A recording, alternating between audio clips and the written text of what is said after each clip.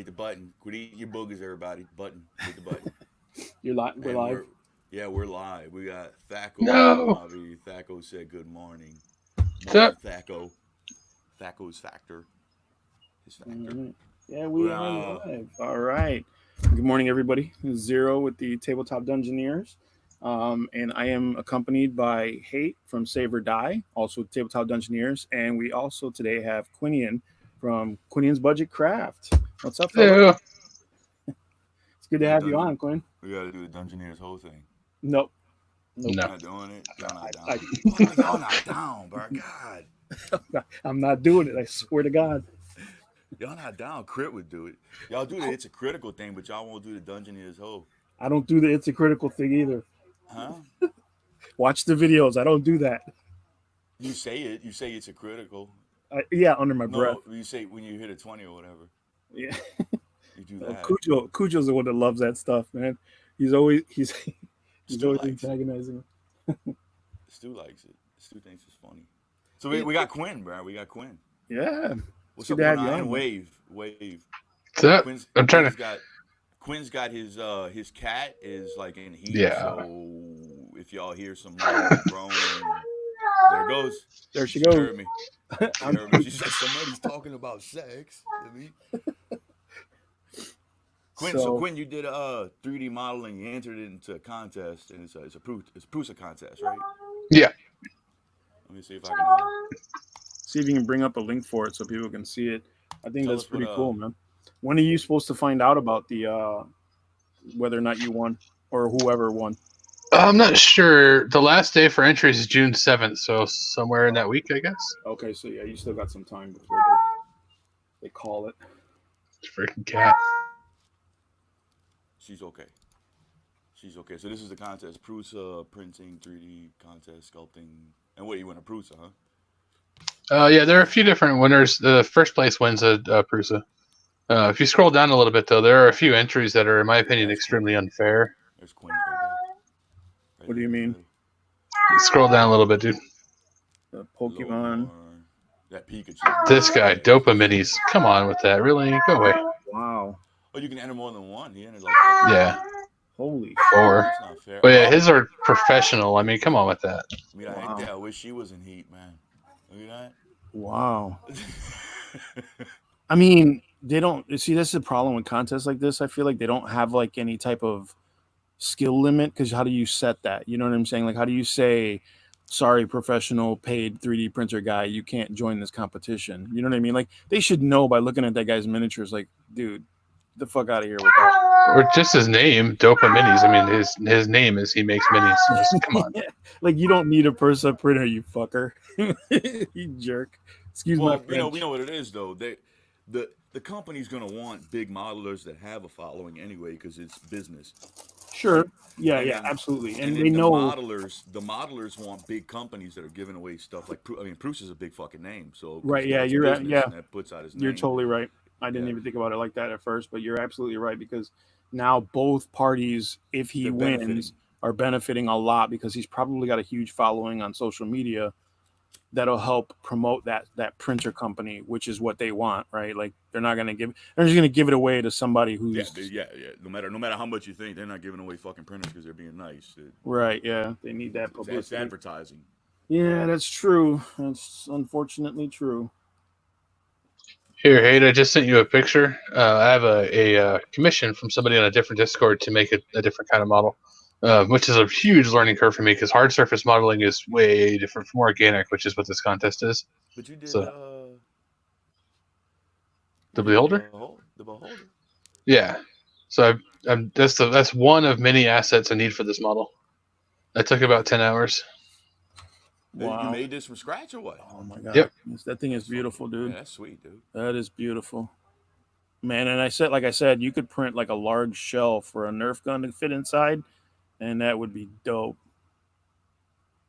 dude. Even as a full size prop, that's a beautiful piece. I wouldn't want to print that though. You're talking about like a week. Sure, you probably have to print like in like 5 or 6 pieces, 7 pieces, or something like that.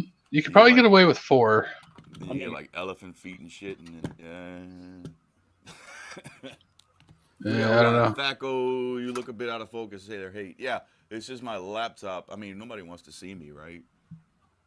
I mean, I know I'm sexy, and you're like, Crit says, "What's up, guys?" "What's up, Crit?" Just, I mean, in case nobody knows, Quin is actually the guy who designed our 3D Tabletop Dungeoneers Beholder. Show him the beholder, Quinn. Let me put you close. Well, Hate designed it. I just Yes, I apologize. So Hate actually designed it, and then Quinn made a 3D model of it. No, that's true. Because he's a boss. Hold on. I'm a noob. I wish you see if Crit was here, he could show me how to do all this crap. How do I main Quinn? That's what I want to do. Solo layout. Boom! Look at me figuring. So mine's a little different. If you get the files from the Discord or whatever, this is 200%, and then the new base file is this one that's got the hollow, so you can put the battery and stuff in it. I need one of those. I love that thing. That thing's at 200%. That's like what, 12 hour each piece? Yeah, something like that. About 10 per side, and then I don't know how many hours I spent on these stupid things. They keep breaking. I get another one and put some TIE Fighter wings to it. Chris said I did a good job finding the solo screen thing. Now I gotta put it back. How do I get it back, Crit? There you go. Look at me, coño! Figuring it out. Coño! Professional. See, you're not that old. No, not as old as you. Fuck. No, I'm old. So Quinn. Well, the gray hair. Quinn, I don't have any gray hair. I wanted to ask you about your. You don't have any hair. Hey. What you want to ask him, buddy? Go ahead. Yeah, I just wanted to ask him about his channel, kind of give some insight as to who he is and where he came from, that kind of stuff. When did you start I mean, a lot of people get Google accounts and then they get their YouTube channel with the Google account, like it's just part of the project, the package, right? But when did you start actually filming and putting stuff up?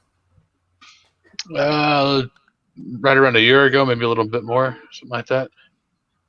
That's nice. My channel probably says I joined like 12 years ago or something because I just changed my name over, you know. So why? What pushed you to do a channel and to do the content you're doing, which is all the crafting videos and the how-tos and stuff? What brought you to that decision? What made you say, okay, I'm gonna put this out there? You know what I'm saying? Like, it sounds kind of mean, but there are a ton of crafting channels that, don't get me wrong, they're great. Their crafts are fantastic, but in my opinion, they're a little bit disingenuous. They're kind of like Hate's spoof video where he's got this pile of crap and he slams on the table and boom, is magic. It's like, yeah, no, dude, I know you didn't do that. Exactly. So let's not mention any names or anything, but Black Magic Craft. Wait, I'm putting the glasses on. I totally agree. Yeah, I'm gonna change my glasses in a second, guys. But no, I totally agree. There's way too many crafting channels out there, and don't get me wrong. It's like you said, I agree with you that a lot of them have a lot of value, right? There's a lot of sincere value, but then there's a lot of them that are really high up there. They know who they are. That, you know, 1 second they're showing you garbage, and the next second they snap their fingers, magic of filming, right? And then there's like, this beautiful finished piece with lights and LEDs, and you're just like, The other thing too, the reason for the budget craft section is a lot of people are like, yeah, you can do this. You just need $12,000 worth of tools and $8,000 worth of glue. I'm like, dude, really? I can't. Dollar store, guys. Dollar store. I got a guy from my other channel because I did an Akasha costume, right? And he's like, I'm a photographer and I want to build this costume. And he's like, what do I need? And I sent him the fucking list. I haven't heard back from him yet. Well, it's the tools, bro. Because you need a belt sander, you need EVA foam, and a stack of it. You need fabric. It's just all kinds of shit that I had to use to make it. I had to make cookie cutters to make it. So I don't know. I haven't heard back from him since I gave him the fucking list, because the list was like that long. Yeah, that's one benefit I have. I did a video around New Year's showing some not tabletop tools that I use a lot, because my crafting background is metal and leather work. So like you said, I got belt sanders and bench grinders and all that stuff, So I do use that mostly off camera because it's obnoxious to try and film. But I did show, weird tools I'll use.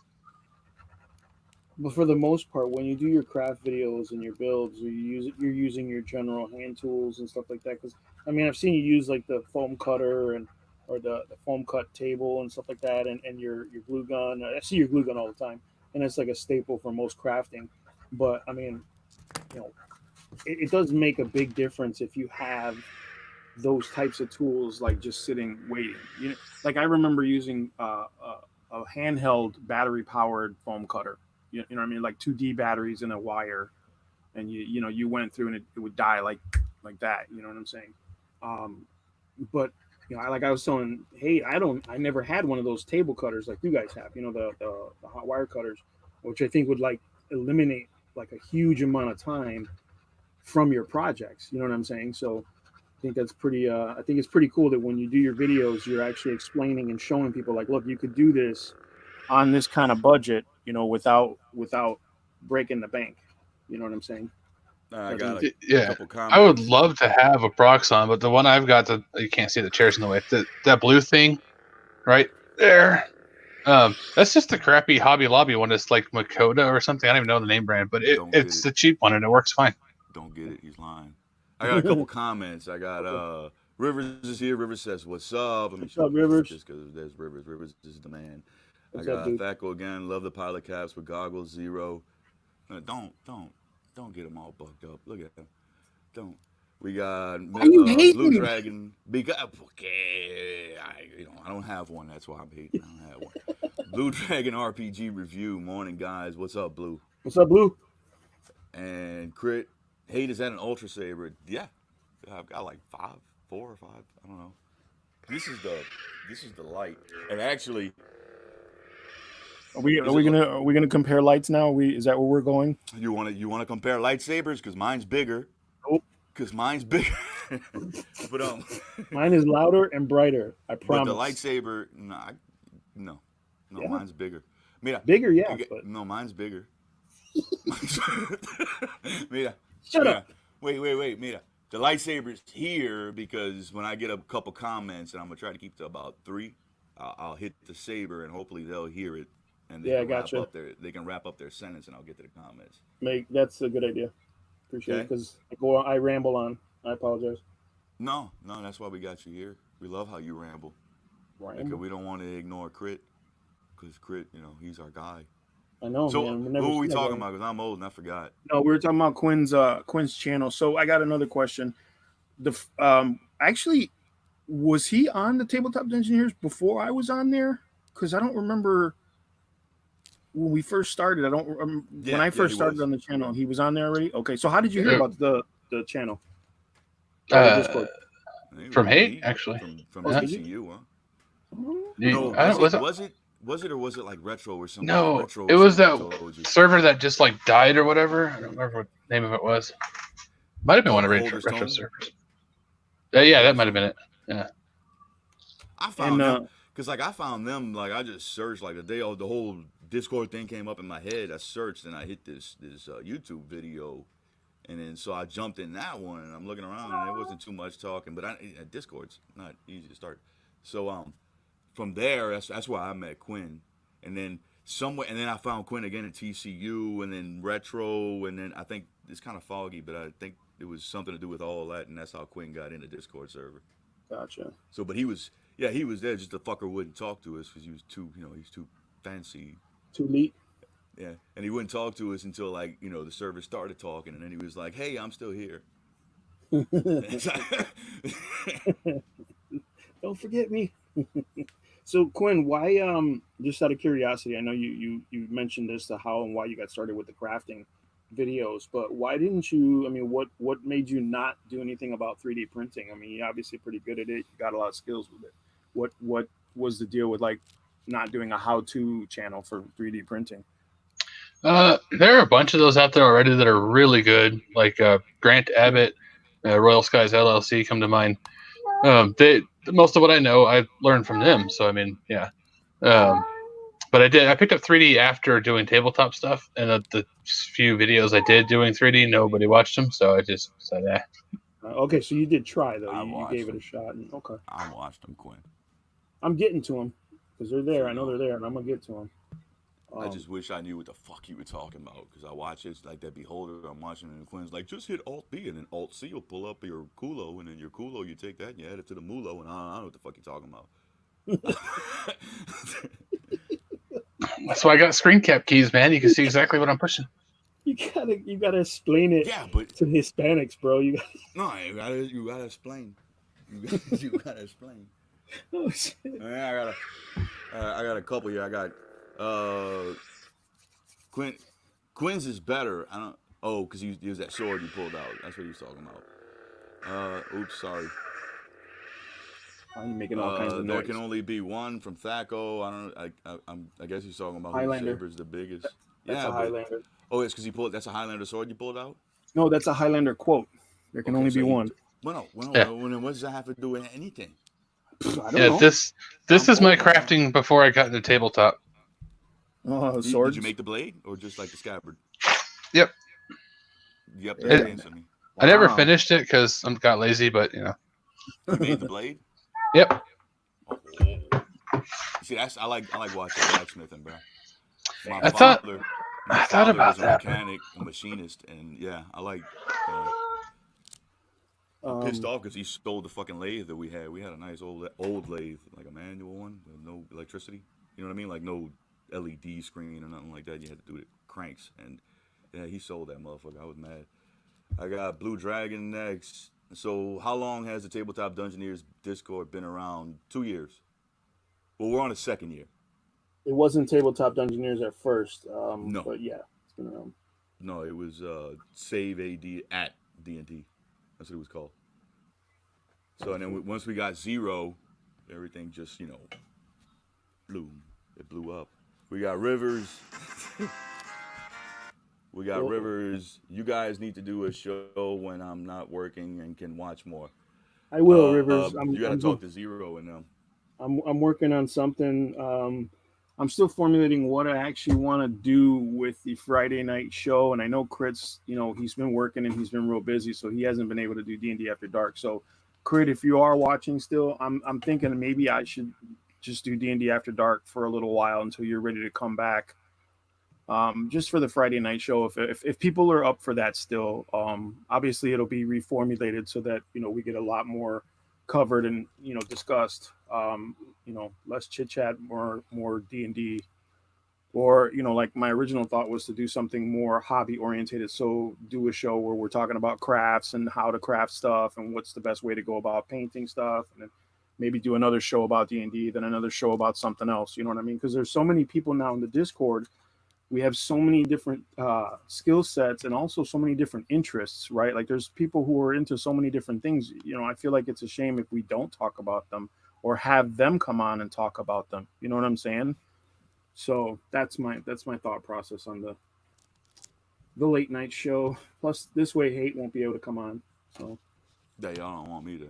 Not at nighttime. he gets a little loosey goosey. I get excited when it goes dark. I get like Quin's cat. Dude, did you hear? Yeah. She totally heard you, bro. She did, yeah. Why do you keep doing that? I know. I know how to talk to him. Talk to him. I know how to talk to him. Oh, I broke my printer, y'all. Wow. Again? So I got her excited too. Yeah, the FDM. Didn't you just fix it? I don't know.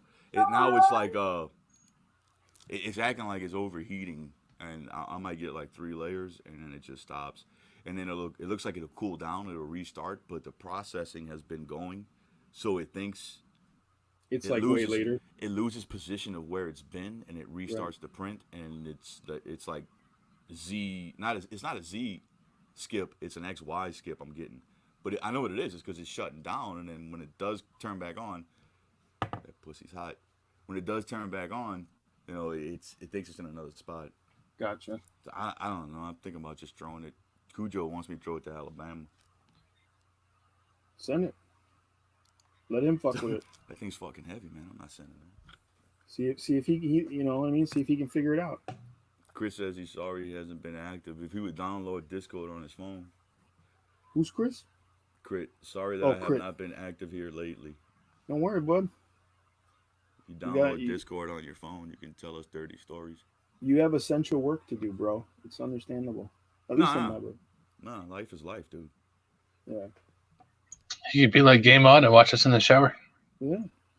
Probably watching us right now, that creeper. Thaco wants to know how long do you take on average with your 3D model designs, Quin? It varies a lot on what I'm doing and whether I know how to do what I'm trying to do or not. For like the villagers, that's going pretty quick because I do have an idea of what I'm doing with people now. Like I said, that gun took 10 hours because I don't know how to do hard modeling very well or hard surface modeling. Shit. Can't tell. That gun looks nice, dude. It does. Very, very cool. Okay.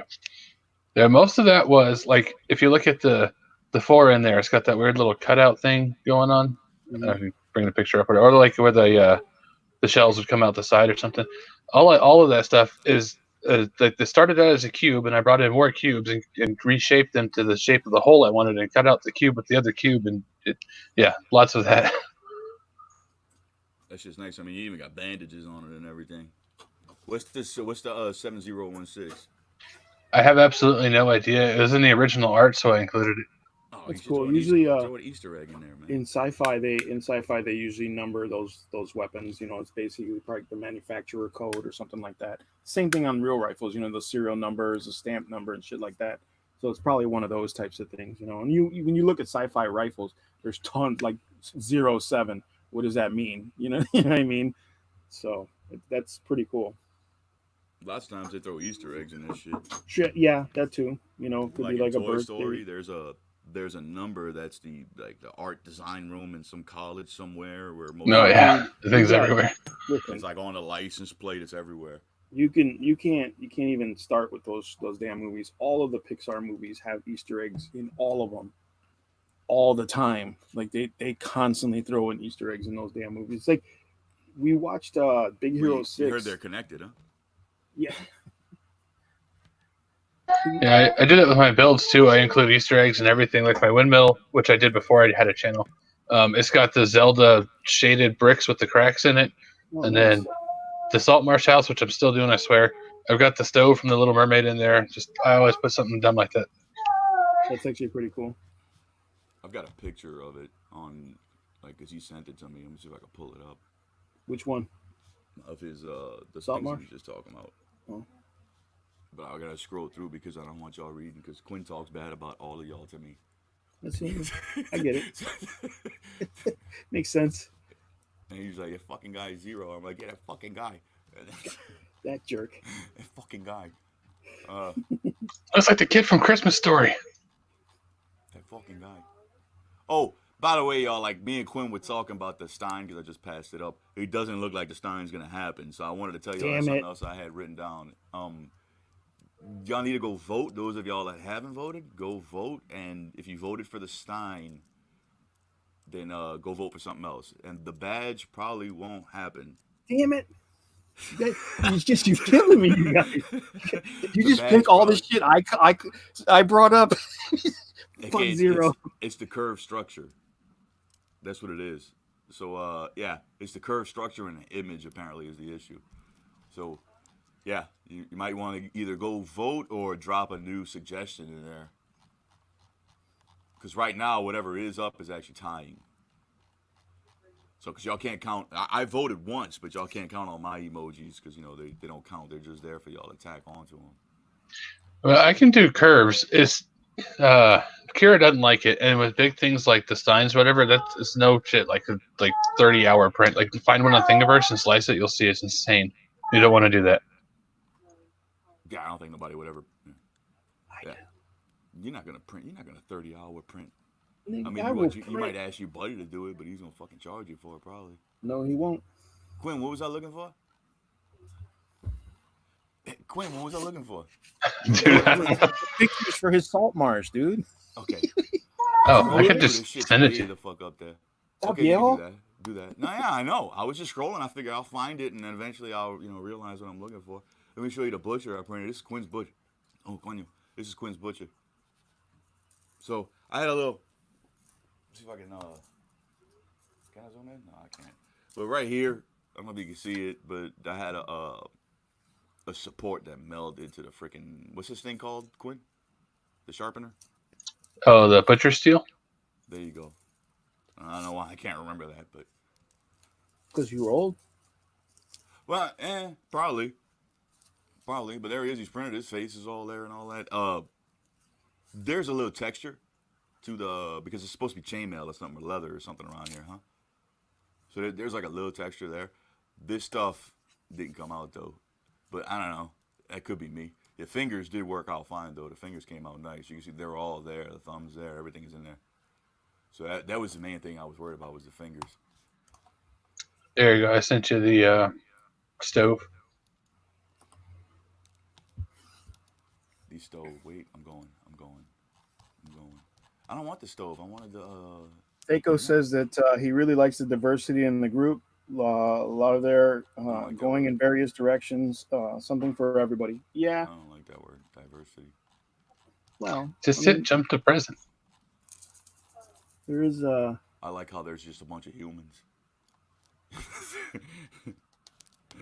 I get what you're saying, but I get what he's saying too, and I agree. I mean, I like the variety. I mean, don't get me wrong. I mean, I know what the purpose of this Discord originally started was, but I'm glad that it's growing and evolving. You know, I know there was some people back in the day who made comments about how they didn't like the change. They didn't like the amount of variety on the Discord, but I think it's cool. I mean, I think it's progress and growth. You know, and I mean, you can't have a bunch of people together and everybody like only the same thing.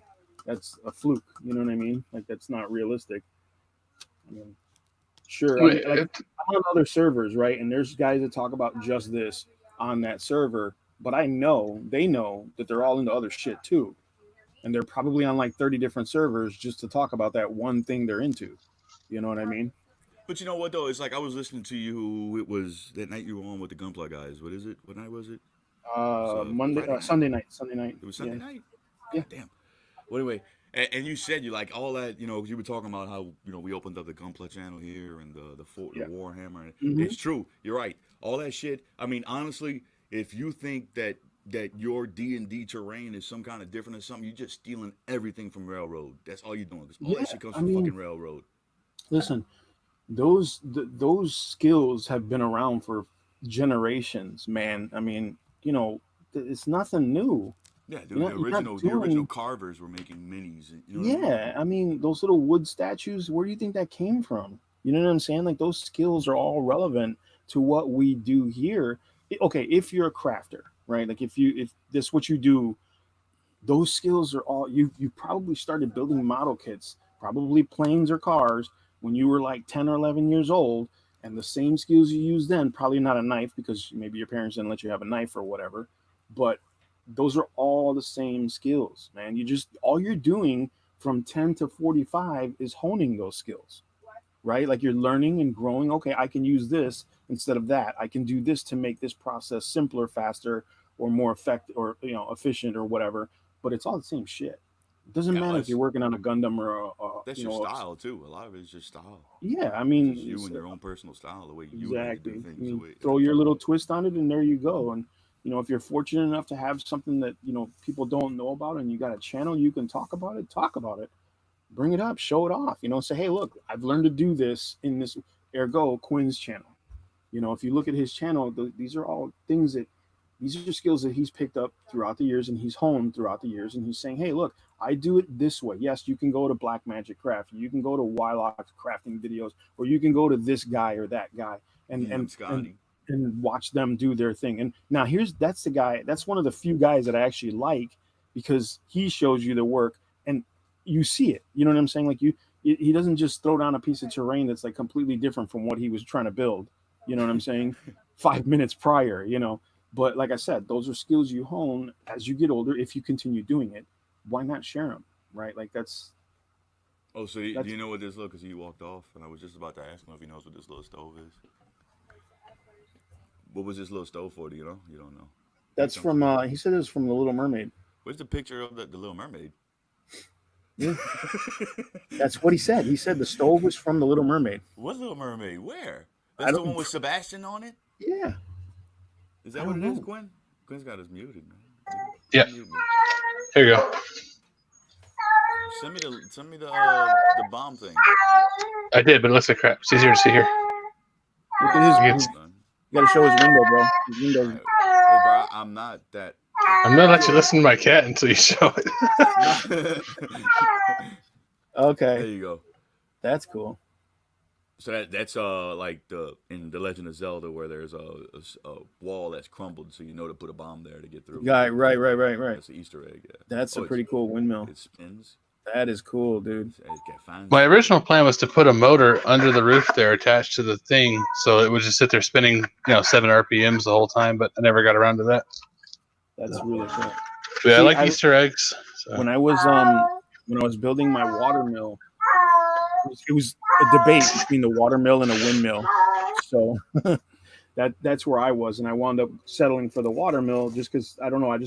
I watched the Brothers Grimm, and at the end of that movie, they fought the last witch in a watermill, and I basically took the picture of the watermill and tried to recreate that for the tabletop. I just liked the way it looked. It had a very cool gothic look to it.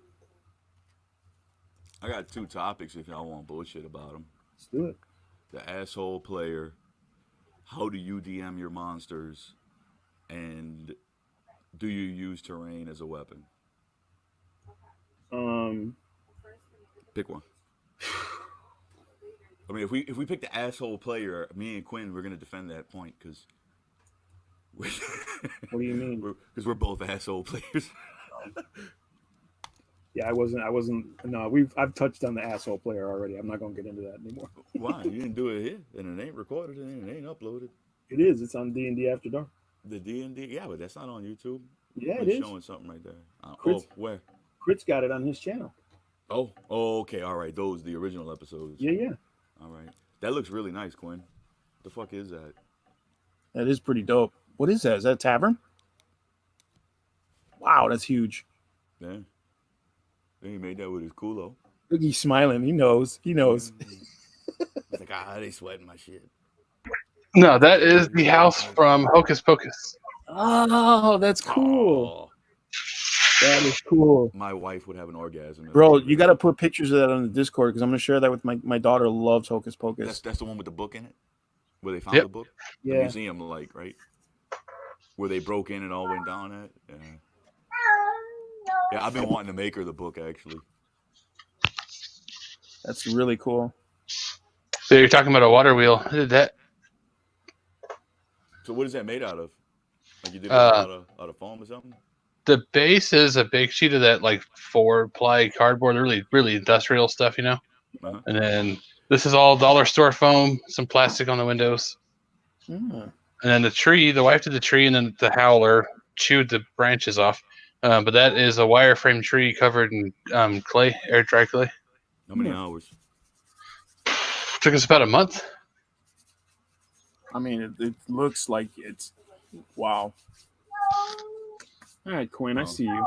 Taco's asking me what made me think about making the garbage build video.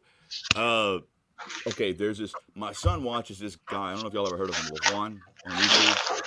What's his name? It's this guy Lopez something. I forgot. David Lopez, I think. And he does these parody videos where he plays like this Mexican guy called Juan, and Juan's got superpowers and all. You never seen this? Mm-mm. Well, he It's did my this, stream now. He did this. Juan builds a chair, and it's all like today we're going to build a chair. It's all like that. And Gotcha. At the very end, these dudes are building this chair out of 2x4s, and they don't know how to use a skill saw. They don't know how to do, they don't have any nail guns or finishing nails or anything. They're building the fucking chair, right? But Hey, fix the screen. My screen? Yeah, it's just me right now. Well, we're looking at you, dude. Nobody wants to see me. So then, I care. at the very end, there's this fucked up chair, and like the seat part's made out of plywood. The legs are made out of 2x4s, like just like maybe 10 inches long and nailed in through the. It looks like crap. And then while they're putting it down, and they're like, "This is easy, and this is the finish," and they put it down, and it's this nice fucking chair cut straight to a nice chair, and that's what made me want to do it.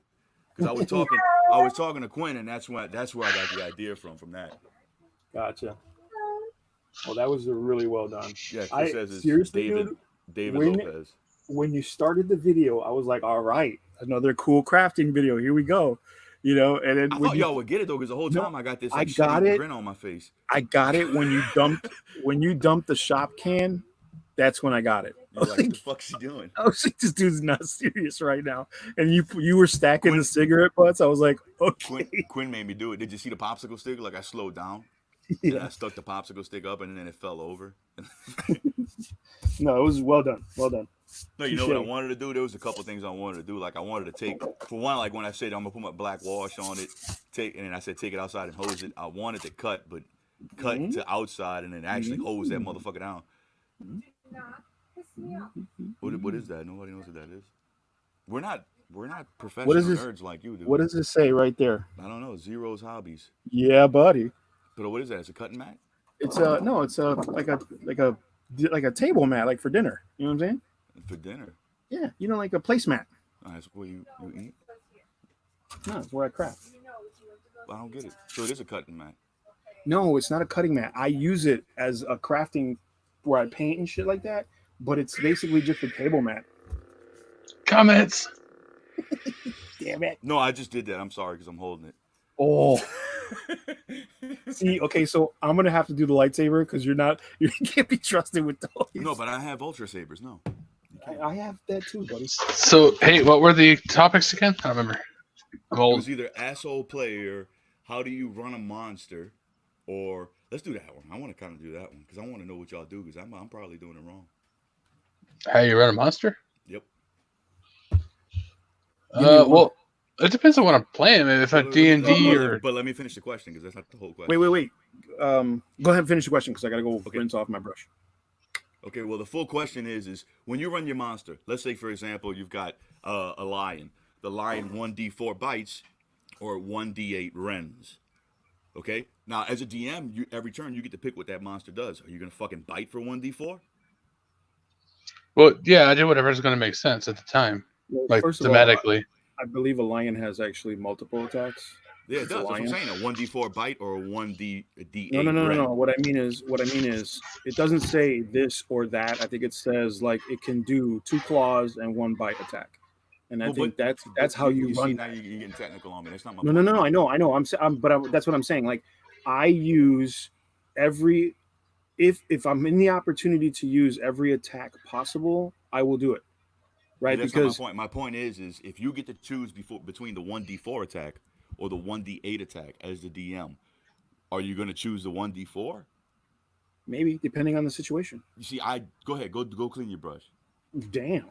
Go clean. No, you have to clean your brush. Well, You got fancy brushes.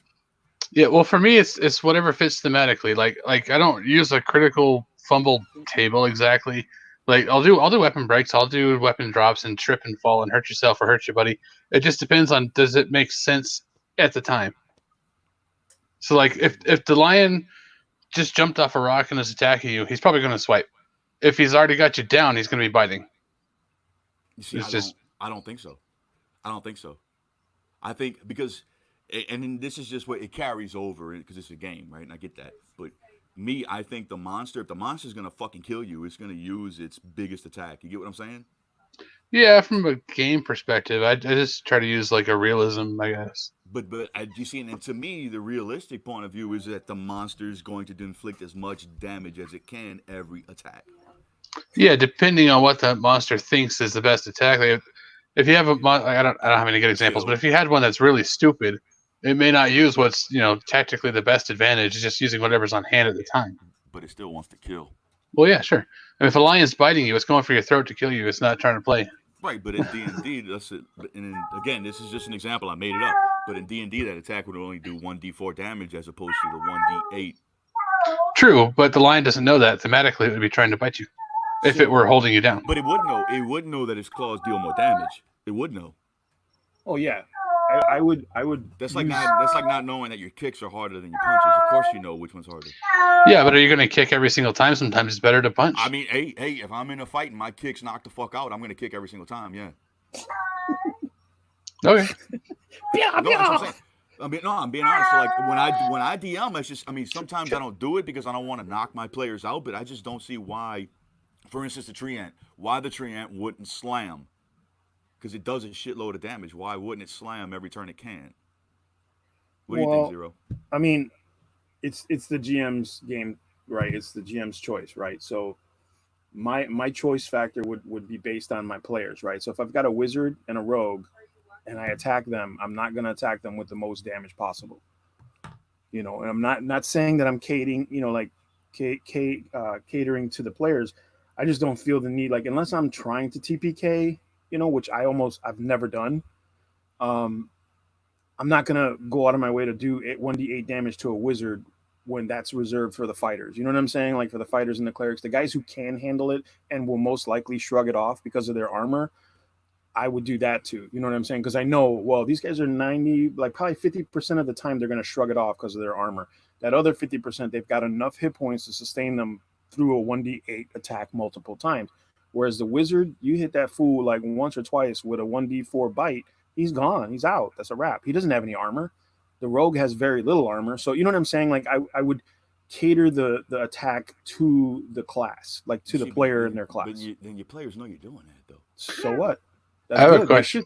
They should know I'm doing it because in the end they're gonna look back and go, man, if I would have got hit by that D8, I'd have been dead. Like, yeah, I know that. I'm not Sacco stupid. says it's common sense animal strategy. I don't know what you mean by that though. That's kind of like I mean, that could be interpreted either way. It could be interpreted as that I'm saying the monster's gonna go for the kill with every single attack, or it could be interpreted as it doesn't. Right, and that's the thing, right? Like you could be ruthless and just go balls out, the most powerful attack every single time. You could totally do that. The combat's gonna get really boring really fast, right? And I mean, because I played with DMs that did that. You know what I'm saying? Like, well, it's their best attack, so I'm gonna use it every time. It's like, all right, you're okay, cool, man, cool story. Is this guy dead yet? You know what I'm saying? Like now you're just playing a hit points game. Who's gonna last because of the hit points. And if you do the math, right, like as a GM, you should be doing that math already. You should already know if this thing does 1d8 every round, right? The fighter has 16 hit points, the wizard has 4, the rogue has 8. He's going to kill that party. If I succeed, he's going to kill that party in 6 rounds. Yeah, that's why the CR system is broken. But see, that's what I'm saying. Like, and the players have to do they don't know, like, if they don't know the monster manual, right? Let's say they don't know the stats on that lion. They don't know how many hit points that lion has and where their effectiveness is going to be. So, like, if the fighter's doing possibly 1 to 10, let's say he's got a two-handed sword, right? And the rogue has a dagger, so he's doing 1d4 plus backstab damage. They could take that thing out in 2 rounds, or it could take them 8 rounds, depending on where the hit dice lie for that monster. If you rolled high, or if you're like me, I just actually give them their full maximum hit points. I don't roll for monsters' hit points. I just give it to the max, because otherwise the fight's usually over pretty quick. Even from 3.5, the fights are over really fast because the players just have barbarians a one shot and shit. Yeah, they have so much to their advantage as a player. You know what I mean? It's like, well, okay. So Zero, how do you decide aggro? What do you mean? So what I do is I use a modified aggro system from like video games. That's what I grew up with. So essentially, the last person to hit it, or the person doing the most damage, is the next person to get hit. Oh, you know what? I'll try to do it randomly. Like I'll roll a dice to see who the monster's going to attack directly. But if it comes down to the point where the battle's going a little long, or like the players are having a little trouble, I'll change that up. You know what I'm saying? Like, okay, who's got the most hit points right now? The cleric? All right, I'm going to attack the cleric, because I could attack the wizard and I could attack the thief, but they're so low, one hit's going to kill them. You know what I mean? Like, you got to take that, unless, like I said, it's a story-driven thing, and I'm like, well, it doesn't matter if the thief dies, because they're literally like, maybe a mile from town where they can get them resurrected. You know what I'm saying? Like, player death isn't, like, I'm okay with it. It does happen. But I don't, it's not my goal every time, because the monsters are just there for, like, to me, the monsters are there for the players to enjoy that challenge. You know what I'm saying? Like, to have that part of the game for them. You know what I'm saying? 'Cause you do the puzzles, you do the mazes. Huh? Go ahead. No, Quin's cutting back in. Go ahead. I'm next, Quin. I'm sorry. So no, I'm next. No, I'm next. You can't cut. You cutting me. Go ahead. Go. You cut. All right. My aggro system. It depends on the monster. Now, if it's a lich and the lich knows the cleric is healing and he's like, man, I can't take down this tank unless I'm going after the cleric. If it's smart, yeah. Yeah. It depends on the monster. Right, absolutely. If it's gonna be maybe a fight or flight thing, and you got it boxed in and it wants to go north to get away, it might attack whoever's north. Right. It would depend on that. I always go by intelligence as well. It's too. situational. Yeah. I do intelligence too. I factor in intelligence. I mean, also if like the fighter, for example, is trying to bait, and he's doing it role playing, and he's like, and it's a person, and he's like, fuck your mother or whatever, and he's doing that to the NPC, to the character. Depending on, I might let him catch aggro for that if he wants to hold it. You know what I mean?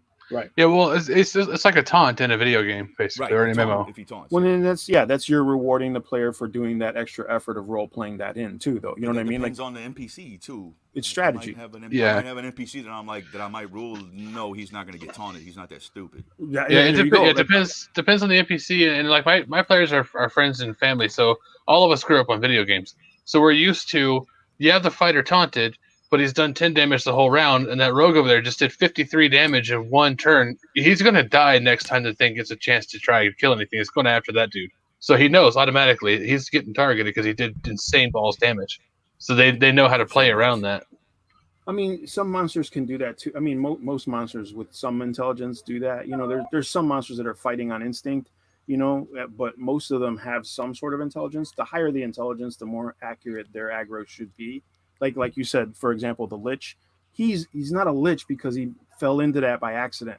It took him hundreds of years to become one. Clearly, he's gone through tons of parties and tons of PCs to get to that point. He knows, okay, that guy there with the cross hanging from his neck, he's trouble. I got to take care of that dude back there with the pointy hat who's looking in a book. I got to take care of him because he's trouble. You know, I'll take some heat from these two guys with the swords, but those are my guys right there. You know what I'm saying? And that's or control. You know, lock right? Yeah, exactly. I mean, it's the same thing like with a dragon. Like if the dragon can't fly, then you have to be smart. You have to use that thing as intelligently as possible because they are some of the most intelligent creatures in the realms, right? Like liches and dragons, they've been there a long time, man. They're not simps. You know what I mean? Like if you're going down to claw, bite, tail, then you're probably doing something wrong with that dragon. You know what I'm saying? We're gearing up. Yeah. We're gearing up for Strahd, and dumb things, zombies, werewolves, they're dumb. I'm running them like they're dumb, but Strahd himself, no, that dude is going to play like a player. Right. He should have that high level of intelligence. He's ancient. Yeah. Well, I don't know how old he is, but they show it by the fact that he can literally appear anywhere in the campaign at any time. He can just stand there and taunt the players like, what are you going to do?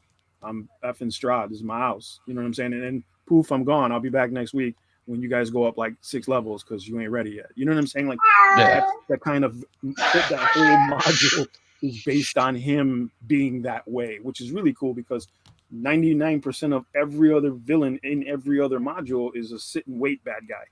You know, he's like, I'm waiting 16 years for you to come to my dungeon and enter my chamber. You know what I'm saying? Like, yeah, we were talking about it in Discord a little bit, but yeah, we're gonna run Strahd kind of like a JRPG villain. He shows up, reduces the party to 1 hit point, prone, stunned, dazed. You can't do shit while he stands there and talks a bunch of crap and then runs away. Just shows up randomly and does that because he's a jerk. Thaco says, I agree with Zero. It has to be the DM juggling act for story and entertainment value. Yeah, most definitely. Because here's the deal, man. Look, here's the deal. I've run against players. This is on the 1d4 or 1d8 thing we're talking about? Yeah. The monsters and how they attack and the aggro and stuff like that. It's all relevant to it. You know, it's the same topic if you think about it. And I've run games where my players, you know, they just weren't in the right frame of mind that night. And I could have just been like TPKing I could have TPK'd many times because like. But you always can as a DM. Yeah, exactly. As a DM, you can, and it's actually really easy. That's why I don't do it. You know what I mean? Because like, no, it's not the point of this game. I don't want people constantly making new characters. I don't want people constantly starting over. Like, it's just not fun to me. You know what I mean? I like to see it through just like they want to see it through. You know what I'm saying? And especially if they're investing emotion and time into these characters, which most people do, you know, unless you're a robot, you know, you want to see that come to fruition at least some point, or at least to a certain point in levels, 10, 15th level, you know. then you can decide, okay, are we going to keep going or are we done here? You know what I'm saying? But that's So at like just 10th level when they're OP, then you start nuking them. 7. At 7, it gets really dumb.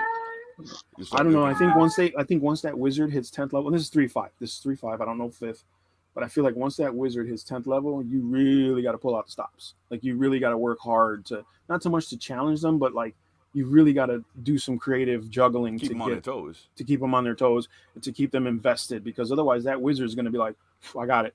You know what I mean? Like I got it. Don't worry about it, fighter. I got this. You know, like I said before, yeah, you can cut down a tree, but I can change the landscape real quick. Meteor shower, take that. You know what I'm saying? Like it's the Wizards game to win.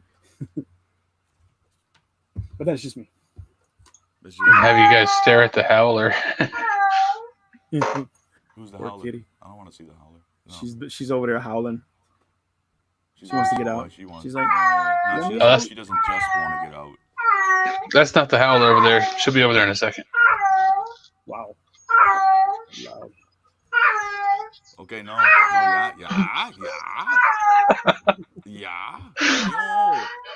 no, get profanity. Get profanity. Anything else on the monsters? I don't know. I think agree with y'all. You don't agree? Nope. I mean, go for it. Talk to me. No, I think the beholder's gonna use his most devastating ray every turn he gets. Sure, a beholder, yes, absolutely. Well, aren't they really smart though? Yes, they are. Right, that's what I don't get. It's like, so why the fuck? I mean, other than like situational where the beholder might want to, paralyze somebody because he wants to keep him as a trophy, let's say, or convince them to work for him, something like that. I don't see why the fuck in combat he wouldn't use his. What's his most devastating ray? Disintegrating. Yeah. Is it disintegrating ray? Yeah. So why wouldn't he use disintegrating ray every single time he can? He can't. Well, every single time he can. I mean, you could. I say from out the gate, he ought to disintegrating ray somebody. And how many DMs do that? Very few. Because here's the deal, man. What's your goal? Look, a beholder's what, a 15th level challenge? The goal is if they're rating? coming in to kill him, he's going to kill them. Right, but I mean, isn't the goal for them to go past him? Not necessarily. Yes. Like they're not. I don't TPK my groups. The end of the journey isn't the beholder. That's what I'm trying to say. Like that's not the end of the journey for them. So if you're killing party members right out of the gate, I mean, how did they even make it to the beholder? You know what I'm saying? Well, because other shit. Yeah, everything else is fodder. I mean, come on. There's some pretty good monsters lower than that. You know what I mean? That are really, really good. Like, there's monsters that are really powerful, but they have really low intelligence. Dude, I've seen people die in Fandelver to the first encounter. Yes, it can happen. They say the goblin encounter. The goblins can kill you. Yeah, that's what I'm hearing. Well, but apparently it's because the way they're set up. Right, it's the ambush. It's the ambush setup. And that's the thing. That was the thing I was going to say, too. Monsters on their own, if you just set them down in a battle arena, like a Pokemon arena. Yeah, they get smashed. They're going to get whopped, like, quick. But if you put them in their environment, or a better environment for them. For example, I had a group fight a Hydra, right? And they fought Hydras before, and they done. Bye, Hydra. So this time I put the Hydra in a deep river, and they were in a small wooden boat. So the challenge completely changed. That Hydra was in its element, and there was almost nothing they could do to get a really good attack in on this Hydra until they finally, one of the players fell out of the boat, and I think it was a dwarf, and he had like full plate mail. So the barbarian jumped in to help the dwarf, and they all went to the shoreline. Like that was the one. That's where the Hydra had to come out and chase them, and then they got their footing, and they were able to recoup and fight and kill the Hydra. But if they would have stayed in that boat, they'd have been done. Like all the Hydra had to do was knock over the boat, and they'd have been done. Well, even kobolds, run kobolds and have them ambush and run and set traps and run and set traps and run. They're a pain in the ass. Have you ever used a group of harpies? Like instead of trying to use kobolds and have them in combat tanking, that's not what they're supposed to do. They never do that. Nope. They never stand toe to toe. They're supposed to hit you and run, throw shit at you and run, and set traps and run. I mean, if you could use a group of harpies, like just 2 or 3 harpies against a good 7th level group, put them in a chasm and make those harpies fly around. That's a whole different encounter, and the players are going to be shitting their pants. I promise you. Well, if you play the goblins like rogues, because they kind of are, just keep the attack and disappear. You're like, crap, where the hell did they go? Right. And you're forcing the players to use actions to find them, move around and look for them and stuff like that, and it wastes actions in combat. You know what I mean? So then the goblins have the opportunity, or the ambush opportunity. And that's the thing, right? You just, like I said, you just gotta Or you could be like my kid who plays a wizard and just start throwing every AoE you've got. Just nuke the whole cave. That works too. Yeah, but then you put him in a cabin and let him burn that bitch down with himself inside it. Thako says he's got to bounce and he's going to watch the rest of the show later. Take it easy, Thako. Hey, man. Anything else on Monster Combat? Nah. Other than you're both wrong. Well, we agree with you, but we're wrong. So I think all three of us should take turns DMing at some point so we can see how the other one runs monsters. Zero's first. Do that. We're gonna die in Hate's game.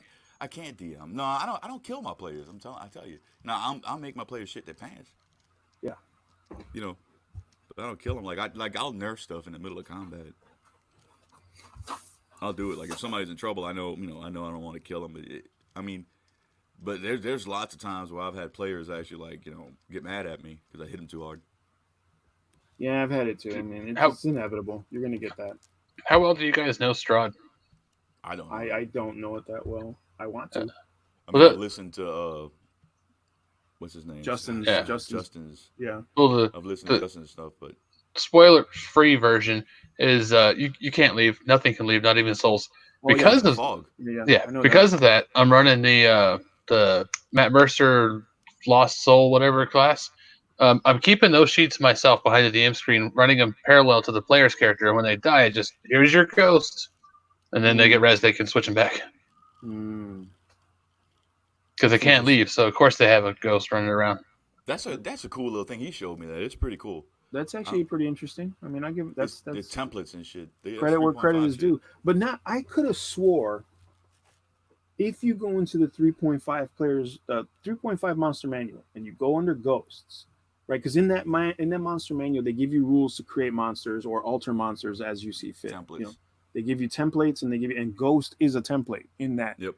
So it's not. I mean, I get it. I get that he's repping it right now, but I mean, I don't think Matt Mercer came up with that. That's like I said, that unless he just borrowed it from 3.5 and said, let's make it 5. I'm sure it inspired him at least. I'm sure that's what he did. He definitely updated it. It's not just a ghost. It's like a full-on class. Like you could start as the spirit if you wanted to. Yeah. I'm saying that's what it is. Basically, they call it a ghost, but it's basically your class with the supernatural abilities as well. You know what I'm saying? So you can't do there's things you can and can't do in the material plane, but you can you can do rates where you can go up through a floor, and you know what I'm saying? It's really cool. And I think I used it once in one of my campaigns until the players got to the town that they normally frequent and resurrected the player. And it was interesting. It was definitely interesting. And then for Strahd, I can definitely see it. I could definitely see that being that's a cool factor for Strahd. You know what I'm saying? For me, it makes sense in Strahd because your soul can't leave, right? And that way because right now it's just 2 players, so the likelihood of them dying is pretty high. So, what is the fog exactly? Because that I don't know. I'm honestly not sure. They don't explain it. They don't explain. From what I understand, they don't explain it. It's just something. That's what I'm saying. I think Justin said that it's not. Is it? Did he? Yeah, I think he says it in one of the first videos. There's no explanation for it. It's just there. Yeah, it's just some kind of curse. Yeah, like Strahd's basically a warlock. Actually, they call him a vampire, but he's basically a warlock. He's a warlock. Yeah, it's part of his curse. Yeah, right. The whole land is cursed, not just him. He just happens to be the main protagonist in the story. You know what I mean? Warlocks get powers from being evil and shit. It is like a curse, huh? Yeah. Well, he made a deal with the devil basically, and what the demon wanted him to do was so messed up that when he did it, the demon's like, "Dude, you are messed up. I'm cursing you." Surprise! I was watching demons. Since y'all brought up Curse of Strahd, I put on the Vlad the Impaler documentary last night for my kids. Well, I was watching, my kids were in a room, and it took them a little while, but halfway through the documentary, and they were like, "Hold up, that dude was real. Dracula was real." And I was like, "Yeah, kinda." The story, yeah. What's funny about modules like Strahd is, for me personally, because I got memory issues, is trying to prep a session is such a pain in the ass because I know dude hates the Death House. Personally, I love it because you can drop lots of hints in there. One of the hints in there is the old Bone Grinder windmill. If you get that hint in the first place you go to, and you're like, "Oh yeah, let's go there," dude, no, you're gonna die. Don't go there. But I mean, so you're gonna run it for us? No. Justin said he would run it for us. I bet you Miller would do it. Thing is, though, once you get to the town of Barovia, and the land of Barovia too, that's not confusing. But yeah, once you get to the town, once you're done talking to people there, you can go wherever you want. Yeah. So, and Strahd's castle's up on a cliff looking at you, so you might get wild hair and be like, yeah, let's go straight to Strahd. At what point do you get stuck in the fog? Is that Barovia? That's the start of it, yeah. Yeah, it's the start of it. Like, but it could be, you could be anywhere in your realm. Yeah. It doesn't matter where. You could be in your bar at your favorite tavern, and all of a sudden you go outside for a breath of fresh air. There's a looming fog, and you're gone. That's it. Yeah, well, Barovia doesn't exist on the normal plane. It's like in a demi-plane or whatever. So you're basically in hell. Yeah, anything like purgatory. I feel like it's like purgatory. Yeah. Yeah. I didn't know that. Yeah. That's the nice thing about Strahd is you can literally drop that into your homebrew at any time the players are ready to go. You feel the players are ready to go in there. Most of the modules are like that. Huh? Most of the modules are like that. Yeah, but a lot of them are that start at this level to get to that level kind of modules. You know what I'm saying? Like, this one takes you from 1st to 6th. This one takes you from 7th to 10th. You know what I mean? Strahd is one of those, like, you could literally, like, 1st level, drop them in there. 5th level, drop them in there. 7th level, drop them in there. You know what I mean? Like, it doesn't matter. There's content for everything. Yeah. Yep. And then, say, God, how does that work? Well, the module itself has, like, retarded amounts of random encounters and things that can happen. You get this whole tarot deck to determine your fortunes, whatever. So you could play it a dozen times and never get the same thing. Yeah. So, I mean, if your tarot deck comes up bad, you could have, like, a dozen wearables attack you every 5 minutes or something stupid. So yeah, you could also, the endings are different too. There's multiple endings for that game depending on who you encounter, what NPCs you talk to, who you align with, who you don't align with. It all changes, and I think that's. I would like to say that I wish they could do that with all the modules, but that would be ridiculous. There's a bunch of different factions. I mean, there's a lot of those like if you play video games that have the moral choices you got to make. Strahd's got a bunch of those, and it does change the story. I mean, you don't even have to fight Strahd if you don't want to. Yeah, that's true. And the goal is to break the curse, not kill Strahd. How you go about doing that's up to you. Blue Dragon back to work. Catch you later, guys. So take it easy, guys. Blue. Bye, Blue Dragon. It's where's Cujo? We getting Cujo in here? I don't know. I sent him the link. He's probably sleeping. Call him. Call him like I got his phone number. What? I don't know either. You call him on Discord. We're not that tight, bro. You call him on Discord. Did you? Oh, you didn't share it in the StreamYard. That's why. Yeah, I did. Should have kept. I did. You know. No, I don't see the StreamYard live share channel. The StreamYard live share. The StreamYard live share. Oh no! I sent it to him in a DM, just like I sent it to you. Yeah, we're not going to share that publicly anymore. Otherwise, we'll have like 15 people on here, and we'll never get anything done. We get that bot. You didn't see the bot that came in, huh? Zero. Say what? The bot that came in, you didn't see her. No. She had a hot little picture. Oh, nice. Cujo got all excited. So we're done with the monsters?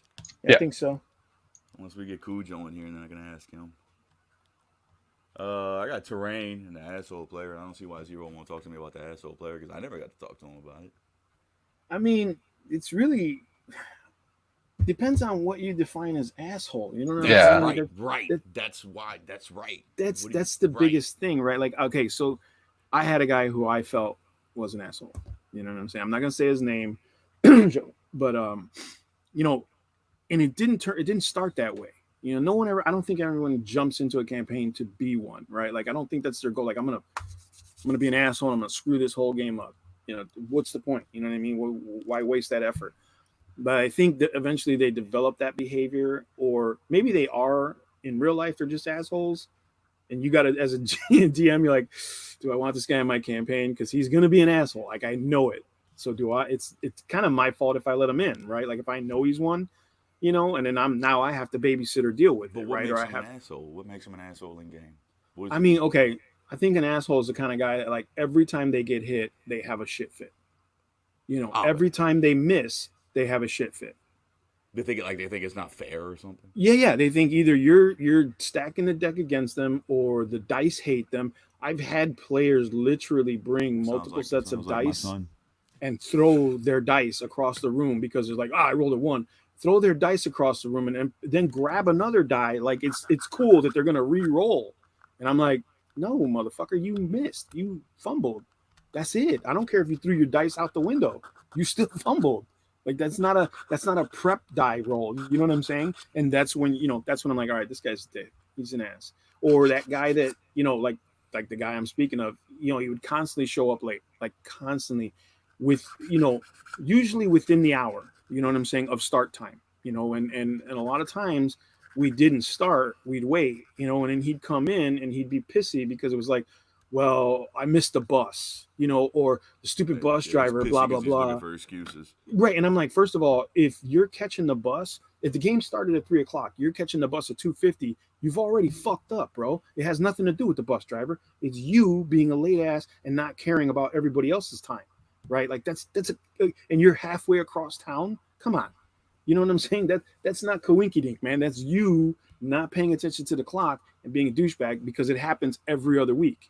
Right. So this is not a coincidence once in a while thing. Like if someone calls me and says, yo, I got into an accident, I might not make it. Like, all right, game, that guy's not in. He's done. Right. Because he got into an accident. But the guy that would come in late, he wouldn't call, he wouldn't text anybody. He's got the same technology everybody else does, but he didn't make any effort to let anybody know, hey, I'm going to be late.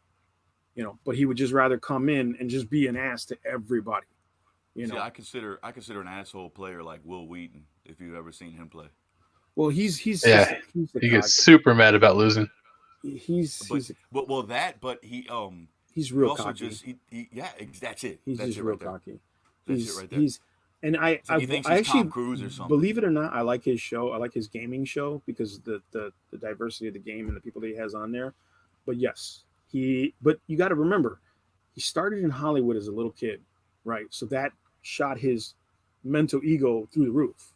Yeah. So everywhere he goes, that's his attitude. Like, I'm a fucking star. I'm talking about people that are like that. People that come to the table like that. Right. No, I've met a couple guys like, oh, I got this. This is all me all day. And then those are the guys that you notice at the table that won't shut the fuck up. You kill them, huh? I don't kill them. It's just like I'd rather not kill them. I'd rather keep them in the game, but I'd like to put that place on it.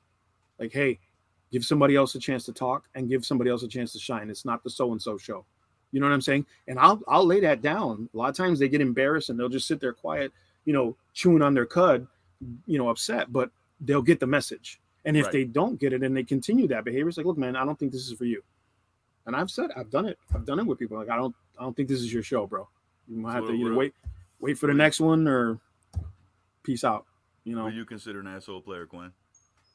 Well, everything's 0 said, but to me, that's more of an asshole person than an asshole player.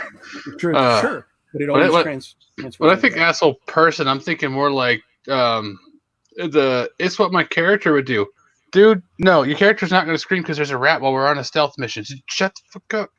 I hate those people. You actually make a good point because there's also that guy. That's the same guy is like, well, I'm an engineer in real life, so my character, the barbarian with the 6 intelligence, should be able to figure out how to engineer this watermill. Like, no. Or the thief who wants to steal from the party. Yeah, that guy. Oh. River says thumb of God. Says what? The thumb of God. Oh. No, I played in one game where we had a thief who kept stealing from the party. And the wizard got together with the DM. They were passing notes back and forth. I had no idea what was going on. I'm playing the fighter. Next thing I know, thief goes to go jack the chest while we're still in combat, and there's a giant explosion in the corner of the room. Like, what the hell happened? The thief takes like 400 D8 damage or some crap from a trap that the wizard put on the chest. And the players had a problem with that? Only the thief. Everybody else thought it was hilarious. No. But I mean, the players had a problem with the thief the way he was playing. Yeah. See, I get that. See, if it's the DM that has a problem with it, I don't get it. Because if the party's having fun, the party's having fun. It's not the fucking DM's part to have fun. Well, yes, it is. No, it's not. Yeah. Whoa. Hold on a second. So you're telling me, as a DM, I don't have the right to have fun? I don't have fun when I DM. You have fun when you DM? Yeah. I mean, look. Listen, not like when I play. Listen, you're part of the game. You're a player. You're an active. You are every participant. character. You are every Yeah. character in the game No. except for like 4 of them. Yeah, but I don't get the level. I don't get to level up a character, and I don't Doesn't- get to you- get, no. what do you mean you don't- No. You giggle. I don't get to level up a character. I don't get to find loot for it. I don't Yes, get to you pick do. No, I don't. No, I What's don't. it- I get an NPC that's fodder that the players get to kill. No, I You don't. could. That NPC can be whatever level you want. That's a dungeon master PC, and go ahead and make one if you want. No, I I'm don't do that. saying you could. Any NPC can be 20th level if you want them to be. But You I can don't make. but I don't get to grind loot for it. Sure, Okay. sure. Hey, but you can. hey. You have everything access. You have access to everything in the player's handbook, the But I Dungeon don't Master's get to grind. Guide. But I don't get to grind loot for I it. get it, but that's the choice but you it made. doesn't matter. But, when but you- this, go play Diablo. Go play Diablo, and then just put it in creative mode and pick up all the loot you want. That's not fun. That's a whole different situation. No, it's not. It's not fun to just pick out what you want your character to have. It's I not understand, fun. but I'm just saying, The if grind you is fun. wanted to, what I'm saying is, if you wanted to do that, you have that at your disposal. The game should be fun for you. If it's not, something's wrong, bro. Like there's No, something going on that's not right. No, I have fun. I laugh DM, but no. If you're gonna ask me, do you want to DM or do you want to play? I'd rather fucking play. Then go ahead and tell me you wouldn't. Hey, Well, you no, should DM Strahd because then you got Strahd to play with. He's like a player can't, man, character. dude. I haven't DM'd. I used to DM 3.5, okay, Mhm. and then I haven't DM'd for adults. And good lord, I DM for my kids, and when I DM for my kids, it's water whipped. There's no skill checks. It's all Right. it's all give me wisdom, give me dex, give me strength. That's it. Right. It's water whipped. I got you. So there's no grappling. I mean, I So just haven't done what it it in so sounds long. what it sounds like to me, and this is just my opinion, Quinn, I don't know, you might disagree, you might agree. What it sounds like to me is, hey, you need to get off your ass and DM for a group of adults on Discord Yeah, okay. that you know are decent people who are going to be respectful of your DMing, Uh-huh. right? Like that's what it sounds like to me. I'm spitballing here, but I think But if you tried that, No, I've always had people who be respectful of my DM and all that. I mean, yeah, I think yeah. no matter when, every single time when I was DMing, I told everybody I'm the DM. And then I don't get like I work with my players and all that. Yeah. Like I don't just because Daddy said so. I don't do that. But It's funny because we had that discussion on the D&D After Dark about I'm the DM because I'm the DM, that whole phrase, and I have used it once, I think maybe once or twice in maybe 4 or 5 years. Quinn doesn't like that. Yeah, I know, but I don't like to use that term at all. Like I don't. No, but It's at not some something- point you got to end the argument. Right, that's what I'm saying. Like, it's not something that I keep in my pocket to throw in people's faces when they want to go left and I want them to go right. Not at all. That's like you said, you got to work with your players. That's one of those things where the dude's like, I'm fucking sick of this game, and I'm always taking damage, and I'm always this and that. Why is that happening? That's when okay, look, man. Man, it sounds like that dude just sucks though. I mean, yeah. I mean, because I think that dude just sucks. I think we Yeah, talked about it. I no, talked yeah, to you. no, I his talked to character. you about it before. It's like he's the guy that will punch the king as a joke, and it's like, no. Yeah, no, I run my towns like towns. If you insult even a royal guard, doesn't have to be royalty, just the guard, he will whoop your ass and throw you off the drawbridge.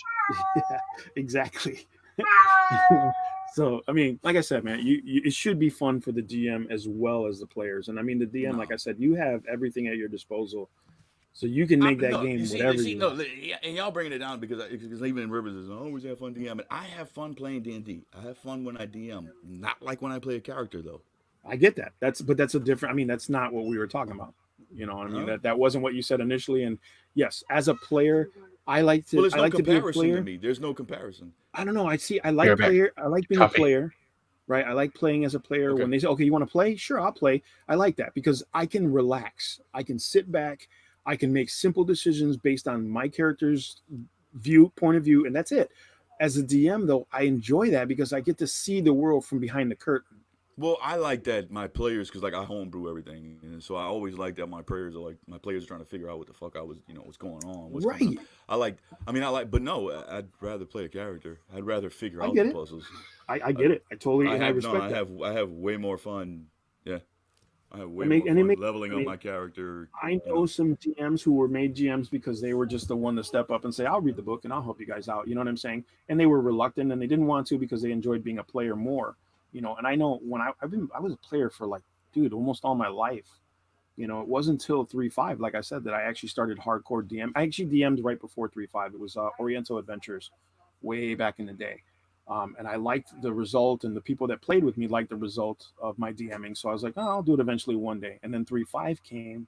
I played so many games at 3 and then 3.5, and then I was on my own, away from my original group, and I was like, well, let's play D&D. And everybody that around me was like, oh, let's do it. Who's going to DM? River says it's a different fun. No, it's a real different fun. Yeah, And for sure. I mean, it's like the difference. everything. You know what it is? It's the difference. You gotta write everything. You gotta note everything. Dude, it's the difference between Dorothy and the Wizard of Oz. That's the difference. It's Dorothy versus the wizard. You know what I mean? She's getting there and going through all the adventures and making all the choices, but he's pulling all the strings behind the curtain. You know what I mean? So, you know, I think it's either way is fun. No, but you telling me I have all the monsters? No. You have everything at your disposal. No.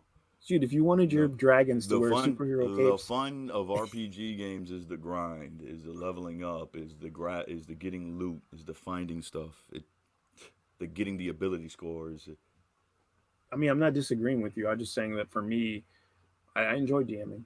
I enjoyed a little bit more than playing, but that's because since you enjoy it. I know what you're trying to do. Since you enjoy it. Moving on. Since you enjoy it, let's play Tomb of Horrors. Why do you want to play that one so bad? Isn't that the one that's designed to kill the players? Yeah, I know. I think it'll be big fun. No, Tomb of Horrors is no, wait, Tomb of Annihilation is the remake of Tomb of Horrors. Yes, no, it's not. Tomb of Horrors is the one where you're supposed to die. No, it's not. Well, it's not? No, I thought it was the same wizard. No, there's a Tomb of Horrors 5. No, there's a demi-lich in Tomb of Horrors. Right. There's a lich, right? There's a lich in Tomb of Annihilation. Yeah. Azarak or whatever. It's not. I don't know if it's the same guy. It's the same guy, motherfucker. I played Tomb of Horrors. It's the same guy. I know he just graduated. He just graduated from Tomb of Horrors to Tomb of Annihilation. It's the same dude. So what? He gets back his phone? He what? He gets back his lich body? I mean, I don't know how they recreated the story, but I know it's him. It's Azarak. Well, it's not the same. It's not the same adventure. No, the adventure's different. Because that Tomb of Horrors was initially designed to literally kill the party. Well, it was hard, yeah. It was the hardest. Every room was a trap of some kind. Yeah, well, a lot of them are traps that if you get in there, you're done. Yeah. If you're in that room, you're done. There's no way out. Right. That's why I want to play. That's why I want to play. You're just trying to push people. You're just trying to push people in. Well, no, yeah, I want to have fun. I mean, that's what I'm saying. But I mean, if nobody wanted to play that way, then I wouldn't. If y'all want to, I mean, I'm down with solving puzzles and all that, yeah. But I mean, I wouldn't. I mean, every once in a while I get bored, and if nobody minds, yeah, I'll push Quin in there. Watch your back, Quin. I'm gonna have to bail at some point pretty soon. It'd be like every fucking door we get to, it'd be like, "Where's hate?" Okay. I gotta run to town pretty soon. What was the next topic? Terrain is a weapon. Oh wait, I wanted to talk to you about your minis. You want to show your minis? Oh, the ones I painted? Yeah, because that's like the next episode coming out, huh? Yeah, it'd be the last painting one. Hold on, I'm gonna have to do some dumb things with the camera. Do some teasers. Don't show all of them. Just show a few of them. Don't get rid of your video. That's why it's up to him if he wanted to show them. Yeah. Do some teasers. There are actual pictures on the Discord though. He did post some of those. Yeah. Can't really see from back here. That's kind of the point. Had you finally painted that shelf, huh? Did y'all see the amount of dust that was on that shelf at first? Yeah. Oh, you mean like this one? Huh? Look at that. If he moves in minis, he knows exactly where to put them back. He knows exactly where they belong. I originally thought that was overspray. Like I thought he primed the guy's. That's what I thought. I thought it was primer. Yeah. Well, I live in a dirt road, man. Oh, I know. No, it's a shop. Fuck. You see my shop. That's why I keep some of my nice shit in that fridge so it doesn't get dust all over and shit. But my lights not going off, right? Yeah, that's outside. So, yeah, I'm gonna collect some dust. So yeah, got them all done. I mean, they're not like 40K show quality or whatever, but they're tabletop good. So Looks good.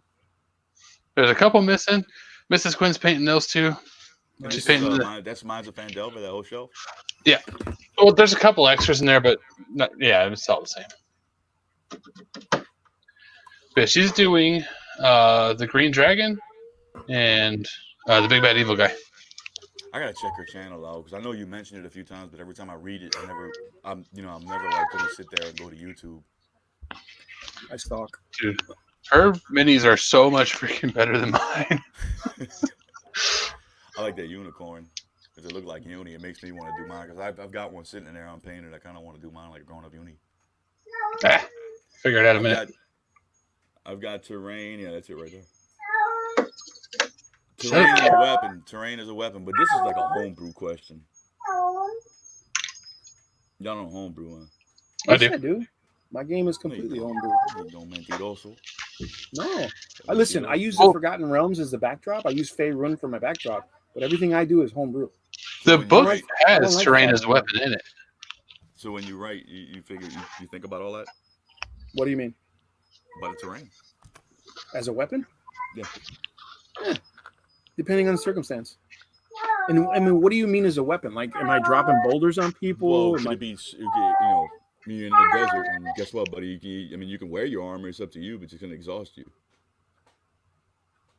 I mean, that's encumbrance. That's using encumbrance rules and stuff like that. Not if the armor's overheating because it's hot. I mean, just do double dehydration. Yeah. I mean, I've done that on occasion when it was appropriate. I feel like when it was like, yeah, you guys are in a desert. You should probably be thinking about armor overheating and encumbrance and weight, carrying all those nuclear rockets and those 16 swords you've been saving forever.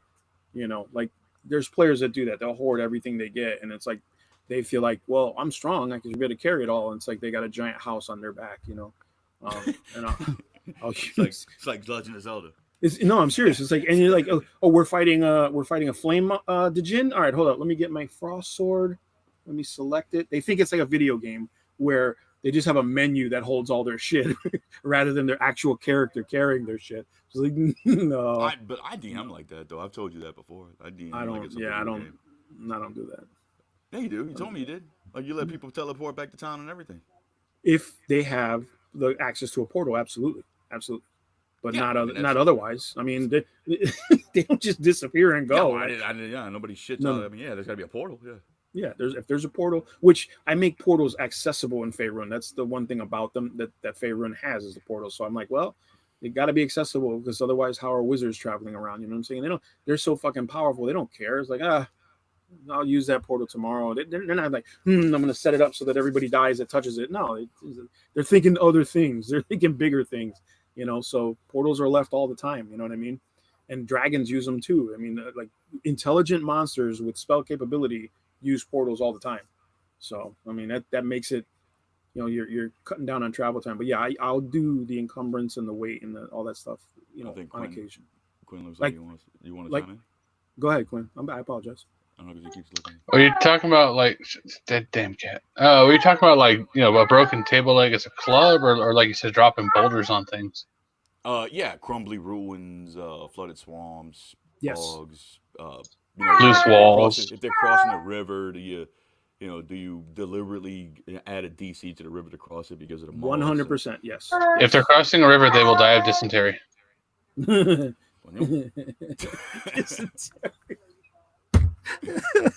Quiz got the Oregon Trail in every game. Well, it's just it looks like a lot of people just, I don't know, like there's a lot of things that I read and all that where it just feels like people don't. It's even D&D modules sometimes that they don't consider the environment. Well, they consider it when it's appropriate in the module, but yeah, you're right. It's very minimal. It's like a movie, right? It's like an action movie. Like the Lord of the Rings, like.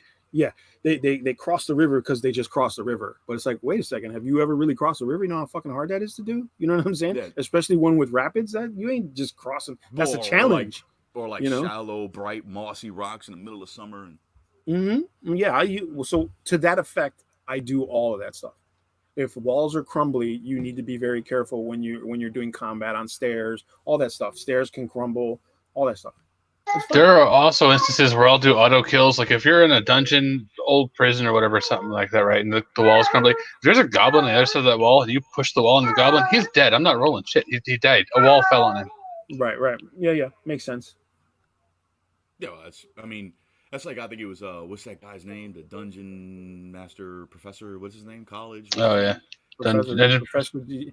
He says Professor. he says he 1 to 2 shots everything unless it's a boss. Doesn't matter what they roll. He doesn't take all hit points. The only time I don't do that is when I need that for story. But if it's like low orcs, gnolls, goblins, trolls. I mean, not trolls because trolls are really powerful.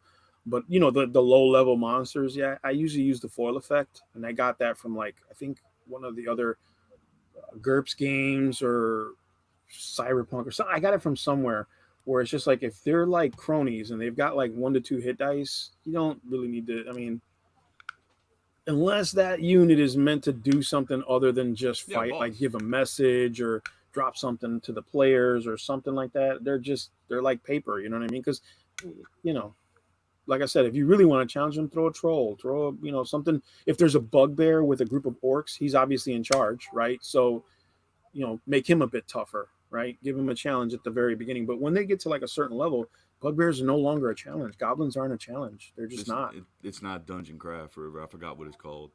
It's like Professor DM or something. I don't know. I forgot. No, it might be Dungeon Craft. I think he might. I think it is Dungeon Craft. It's Dungeon Craft, yeah.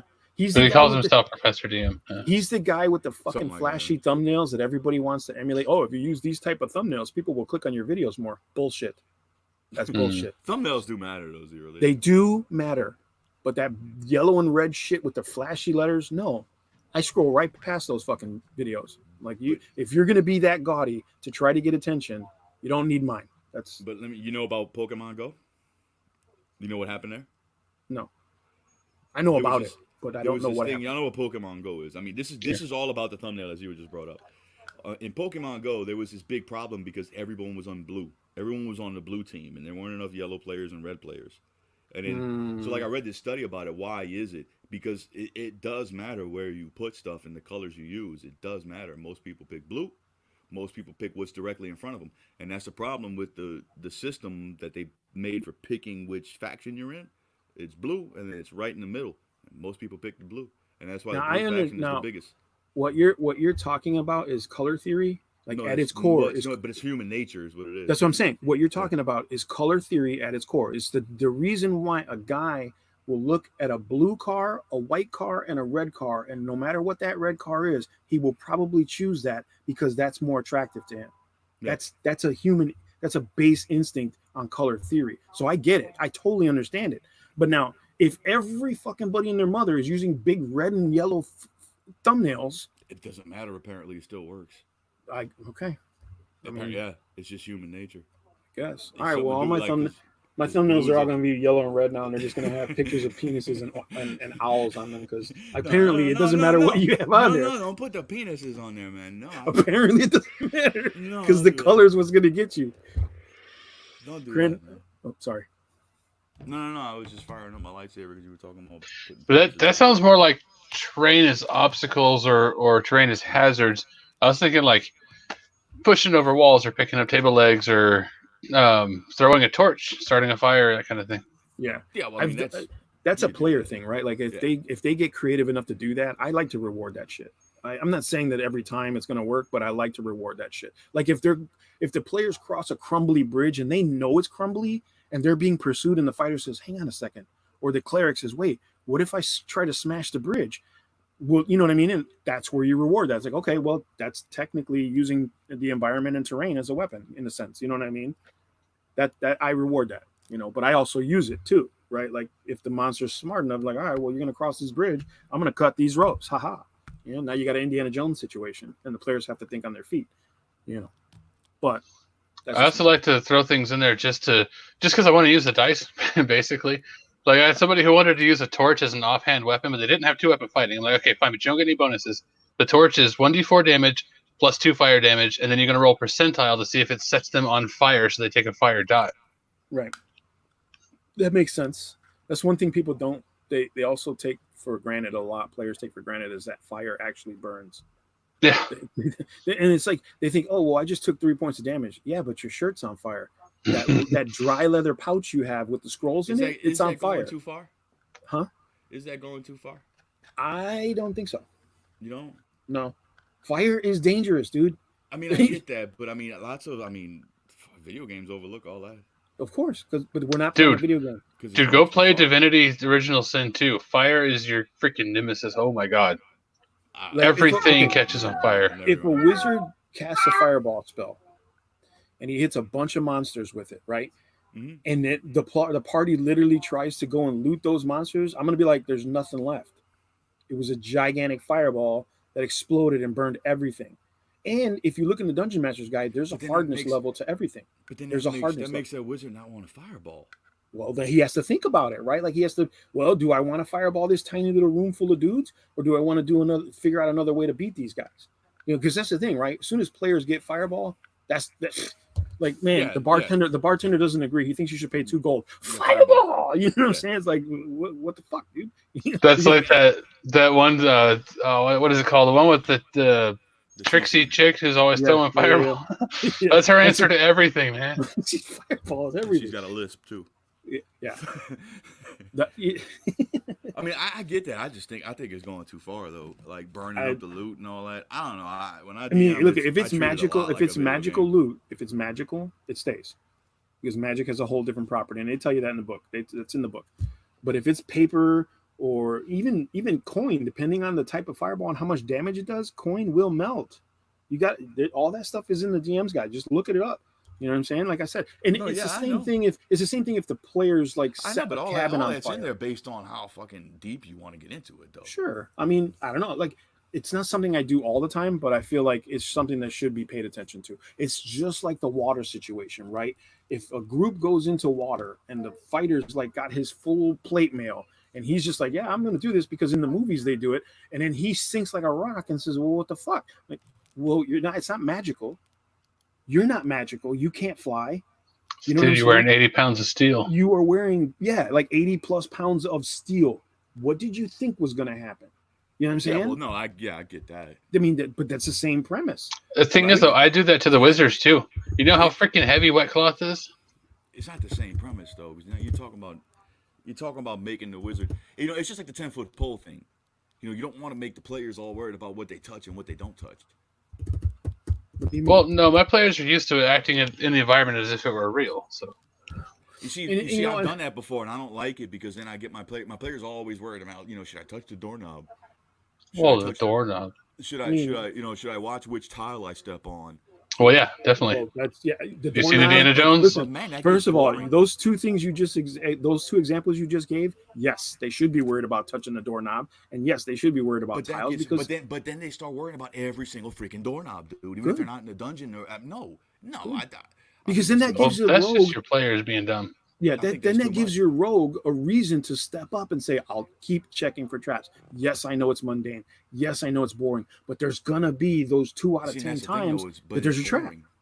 But then they get complacent. But the DM should be able to, with narrative, to warn the players that, this is a dangerous room. I mean, you could, but then you take away the mystique, right? You're take pulling away the mystique, but then you're not doing a skill check every 5 feet either, though. Sure, I mean, but you don't really have to do it. I mean, I think there's a place for it, and I think that it should be involved. It should be there as a reminder to the players that look, not just monsters can kill you. You know what I'm saying? Like, not saying that. Watch your step every time you turn around. There's a new death trap. That happens though. I'm just saying it does. Sure, but I'm just saying you gotta at least have the players. If there's no tension and they're not on their toes, they're going to take for granted the simplicity of everything. Description. I think it depends on how you do it too, because I mean, like, not everything is trapped, and I never let my players ask for skill checks. I ask for the checks. They tell me what they want to do in the world, and either I say, yeah, this happens, and blah blah blah blah blah, or I'll be like, sure, you go ahead and walk forward down the narrow hallway and give me a Constitution save, and they're like, shit. Yeah. I mean, the only time I'll do that is if the thief, it's for the rogue. If they say, I want to check for traps, boom, done. You got it. Do it. Check. Roll and tell me what you get. Or I want to roll for move silently. All right, do it. Tell me what you get. You know what I'm saying? Because that's their skill set that they can apply. That's their contribution to the party's resources. You see what I'm saying? It's like, because he can't do everything a fighter can do. He can't do everything a wizard can do. But for some reason, the rogue knows how to operate magical wands and shit like that. For some reason, he knows how to do it, right? So it's one of those things. It's like you give him that ability to make those checks. But yes, like Quinn said, if I want to kind of, give them a little bit of heads up, say, hey, make a perception check. You're walking down a hallway, make a perception check. Then that's a player. Oh, that's the player's sign to be like, okay, we need to be on our toes. Something might be going on. It might not be. It might be just something I just do a perception check to get them awake, right? Like to wake up the players and say it's time to play D&D, But a lot of times it's a perception check to see if you see that little crack in the wall that leads to a secret door or the loose tile that leads to a trap. You see what I'm saying? Yeah, that's all description though. Well, to a degree, you still got to make a check. You know what I mean? Like, yeah, but even that's like I said, it's the DM warning people. I don't know. I've done it before. I've done it before where my players, were just walking around and I didn't warn them, and I didn't, especially when I was first starting out, and it turned into they were scared to do everything. They were scared. They were scared to take. They were scared. They wanted to throw rocks at the tiles, at the walls. They wanted to grab a stick, and I poked the wall. What does it do? It's a fucking wall. It doesn't do anything. I throw a rock. What does it do? All right, I throw a rock at this. What does it do? No. See, now I find that when I had that happen, because I have had that same shit happen. I totally agree. Like I've had guys waste arrows just to see if something was a trap, and I'm like, damn. Well, now you got like 5 arrows less. But I find also that on the journey, they eventually get through that. And they, you know what I mean? They eventually like, all right, there's signs that things are traps. Like, there's probably like cues that they eventually pick up on and say, okay, we're going into a dungeon, guys. We had to break the door open to get into the dungeon. Probably not a place they want us to be. This isn't a forgotten place. This is probably a place they don't want us to be. So we might want to be careful. You know what I'm saying? Like my players eventually picked up on that. Whereas like, I've had other players like, yeah, the door's open. That says, let me in. And then they trounce through the dungeon and set off traps. And then they get mad. Well, I try to mix it up like Kate was saying with narrative, like, describe the creepy hallway they're in is unnaturally cold, and you can hear a pin drop, you hear a drop of water, 3 miles away or whatever, that kind of thing. And they make it through, there's nothing in there. And then the next time they do, everything's a freaking trap. So you mix it in equally enough, they have no reason to think one way or the other. Right. It's like Thaco said, it's a juggling act. You just have to know where to put things. You know what I mean? Like it's time to put a trap in. Boom. Yeah. Oh, no traps. So you described this creepy ass place. I made it through. There's no traps or anything. Like, why is it so creepy? Why were we getting the chills? Because you're in a dank cellar that nobody's been in for 100 years, dude. It's creepy in there. Yeah. There's no light, fool. I get it. So does that answer your question, Hate? I didn't have a question. It was a topic for debate. I mean, I'm just saying, is that... You can't change my mind. Damn it. I quit. I'm out. You can't change my mind. No, so I wanted to touch on the 6th edition shit that's going around. I just wanted to touch on that. I know you don't want to go into it, but before you launch into that is beyond me. I haven't looked into it, and I have to run to town. So no, it's a farce. No. That's my point. That's what I wanted to touch on real quick. It's bullshit. Okay, there's a lot of websites and a lot of YouTubers clickbaiting people because that's what they do, especially the bigger channels. What's coming for 6th edition? It ain't shit. They're guessing. They're pretending. The 6th edition isn't even in the works right now. It's not even on the table. They're still putting 5th edition stuff out to keep it going because it's the most sold edition of Dungeons and Dragons ever in the history of forever. So stop clicking on these damn channels that are saying, I got all the inside scoops on 6th edition because they don't. And then there's nothing there, though. If you watch the video, there's nothing there. Yeah, it's speculation. There's no rumor. I think there's going to be flying pigs in 6th edition. Yeah, it's all speculation. No, it's not even like there's a leak or anything. Or no, nothing. There's nothing in the communities. There's nothing on Wizards of the Coast. There's nothing for 6th edition yet. They're still writing. I got to roll. For 5th. All right, Quinn. Later, buddy. Thank you for joining us, brother. I appreciate it. Yeah, if she stops that, I'll come back on whenever you want. You know what you gotta do, buddy. Throw her outside and let her find a boyfriend. You know what she wants. No, well, I mean, yeah, something. You gotta figure it out. You figure it out. If they never told you about the birds and the bees, I'm not gonna be the one. This is getting sloppy. It's his fault. He brought the fucking cat. All right, Quinn, man. Thank you for coming on, brother. Stu says hello, lads. Hey, Stu, guys. What's up? Take it easy, brother. Wait, what was happening? What was happening for the cat thing? Because I forgot. The 6th edition. My rant on 6th edition. 6th edition. I think what I think the next big thing in D&D is going to be. Mm-hmm. I think they're going to go all digital. They're going to get rid of the books, and there's going to be some kind of operating system like software. I don't think so. Yeah, I do. I disagree. I see they're already making D&D Beyond. Sure, but I disagree for one reason and one reason only. What's that? Books have been their primary sale, paper, right? Like comic books? Yes. Now. Just like comic books? Now, if they go only digital. Just like comic books? But hang on, let me finish. If they go only digital, to recoup the cost or loss of cost, they would have to charge you for the digital information as much as they would charge you, or maybe a little bit less than what they would charge you for a paperback, right? They're going to have to charge you something because they're not going to give it away for free. No. Otherwise, they're not going to stay a company. They're not going to stay a business. They're going to lose, right? They can update and do microtransactions a lot easier. That's the point. So everything's going to be done via cost over the internet and microtransactions. And the public is not going to want that. I don't think the players are going to be like, maybe the newer players, like the younger kids. Yeah, sure. Everything's digital. Cool. Works out for me. Cool. Whatever. But I don't think anybody who has a set of books sitting around is going to be like, I'm not paying $30 for a fucking digital book. Says. Stu says everything is going subscription service. True. But I mean, I just think that's the business model, dude. And I think that's the next. I don't know if it's going to be 6th, but I think that's the next big thing for D&D is that they're going to go 100% digital. You're not going to have any more physical copies, and I think that's going to be just about everywhere. It's not going to be any more physical newspapers, any more physical magazines. I don't know, man.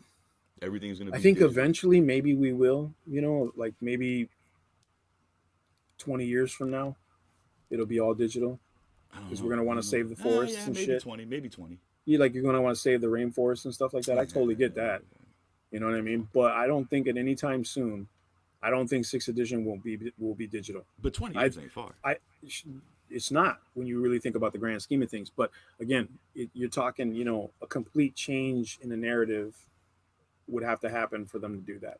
I think they're going to be books because that's their biggest sell, right? Like we dropped a new book. Oh, everybody runs out and gets it. You know what I mean?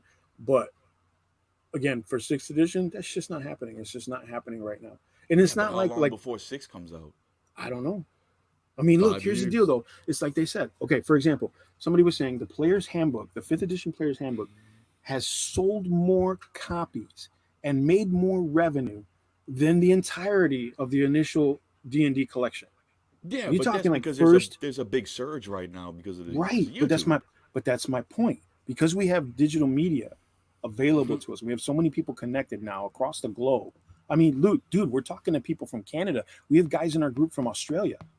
5 years ago, that shit would have never happened. I think it's going to be a D&D game you can buy.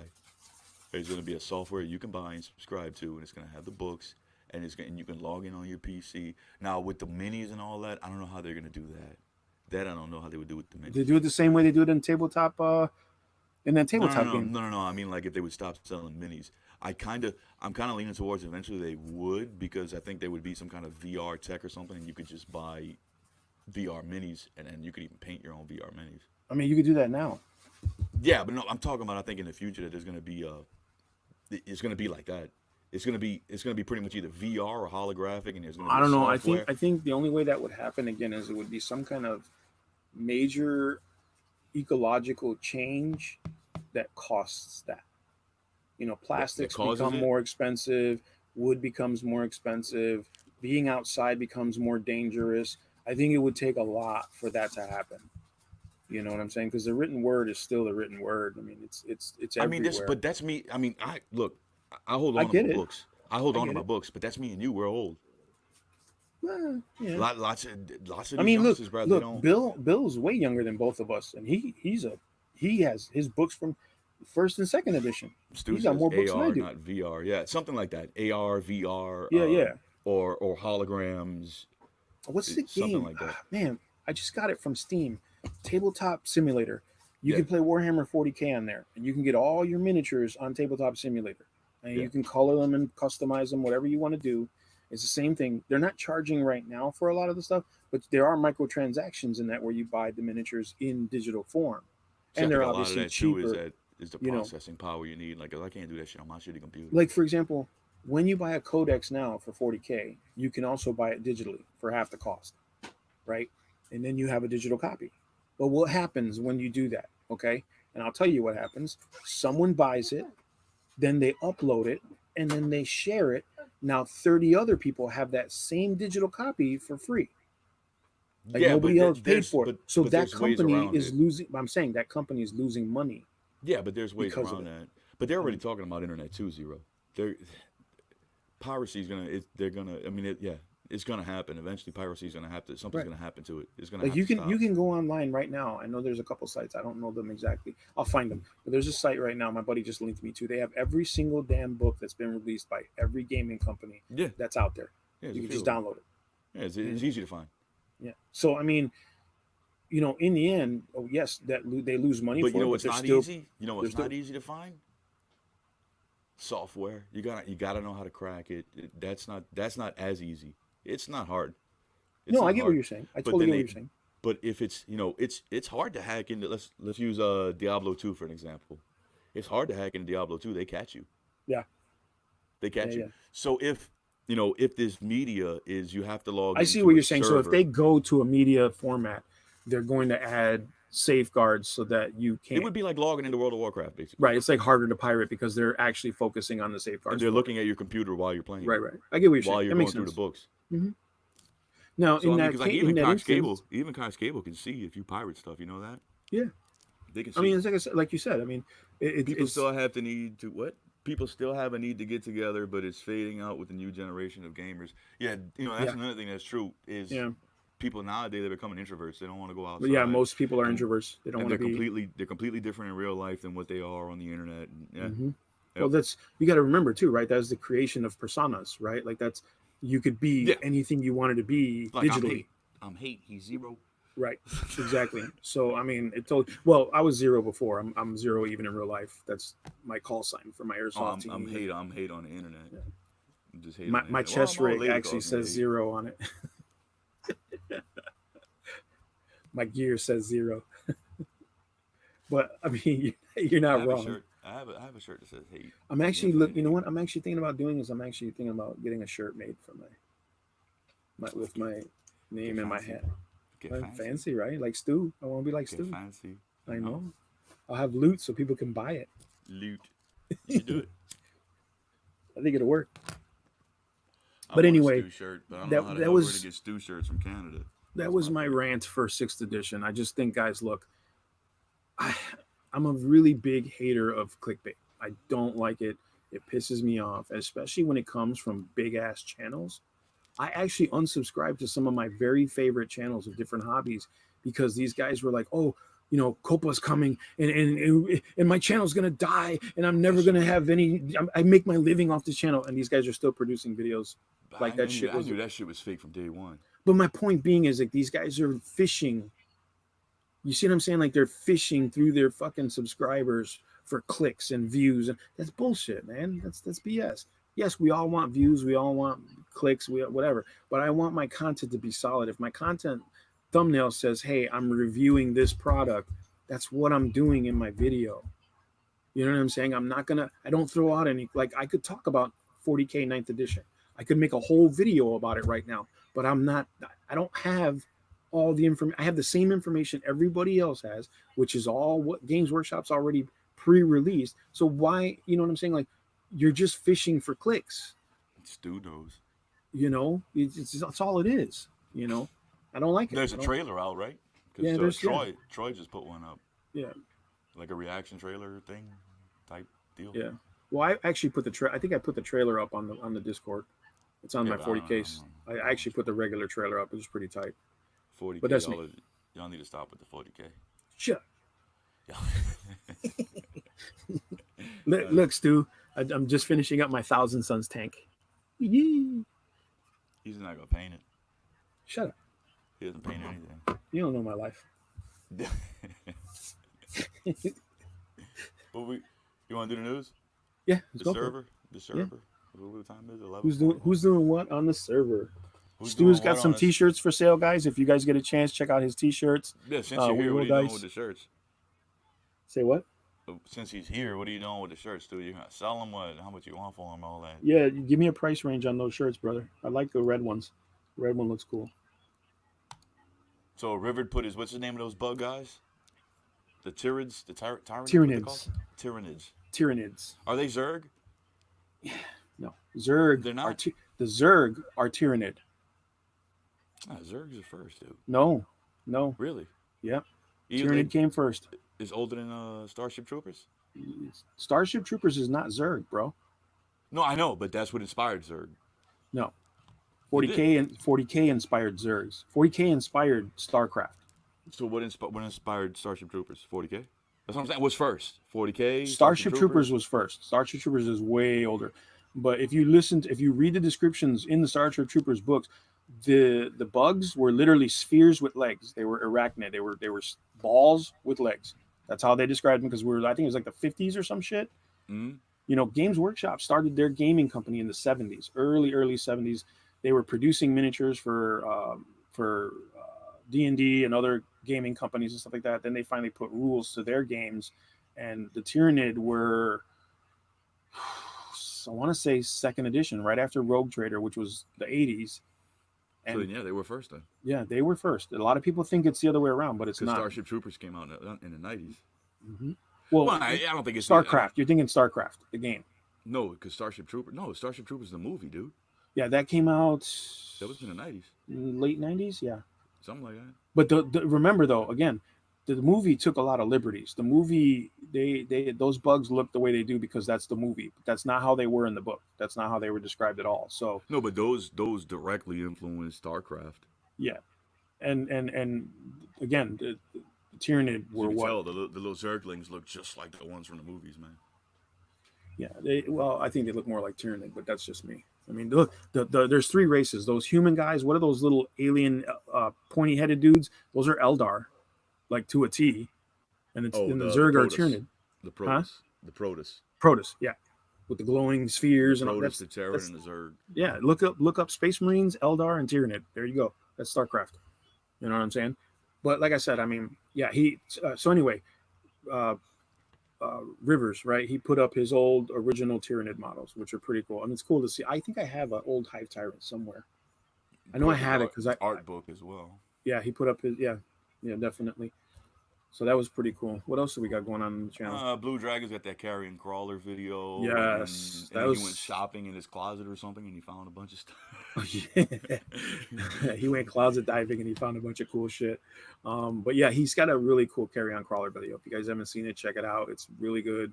I love lore videos like that. Thaco used to do some lore videos like that. I hope, Thaco, you get back to that, because those were really good. And I'm just a fan of the way you guys were telling stories with your lore. But it's pretty good. And channel update for Game On. They're going to start doing one video a week now because of his schedule. So he's cutting down the amount of videos he drops a week, which, it's understandable. You get busy, you got to cut it back. Stu says 35 plus delivery, and then for Dungeoneers 30. Nice. Plus delivery. Appreciate it. I want the red one. I was going to get to Justin. I guess I'll skip straight to Justin since you went on him. Sorry. So no, there was that he's gonna upload once a week. Yeah. And his last video, I was just listening. I guess I'm on his kick about spiders now.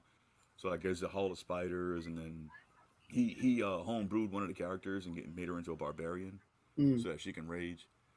But I mean that was it, other than the once a week upload. Right.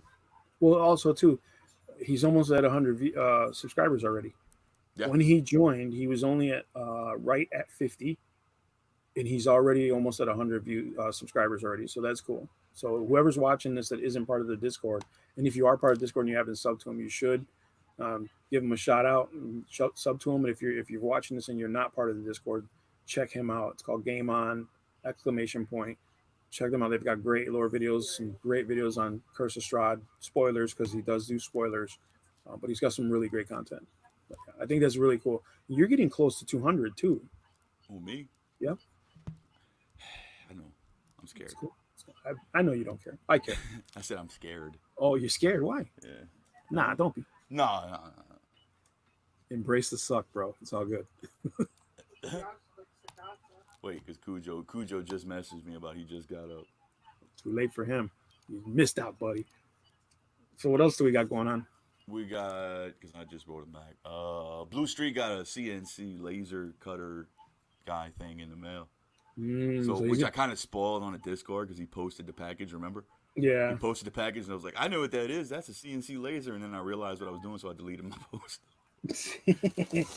Yeah, he's going to be able to make all kinds of paint tray holders, and he can make scenery. He can do anything with that laser cutter. There's some really nice MDF stuff out there. So you can do a lot of stuff with that. That'd be pretty cool to see what he does, what he comes up with. Because he's already a great crafter, you know. Speaking of Cujo, the Hellscape's supposed to be coming, so I really want to see that. I just want to keep.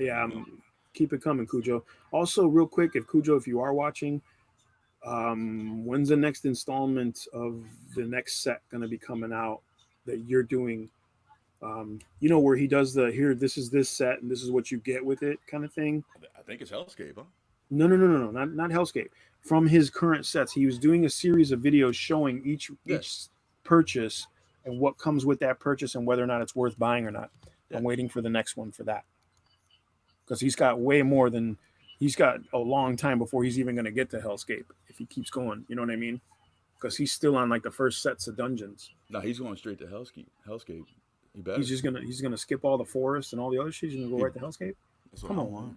Nah, man, you got you see the Hellscape? I have, but I mean, he's got a year's worth of footage he could do. No, fuck that. Go straight to Hellscape, dude. Don't listen to him. Do it for me. Do a private video just for hate. Do it for me. Yeah, he can dance for me. So anybody else got anything going on? Thaco's got his Cleric class videos and he's breaking them down by domain. Okay.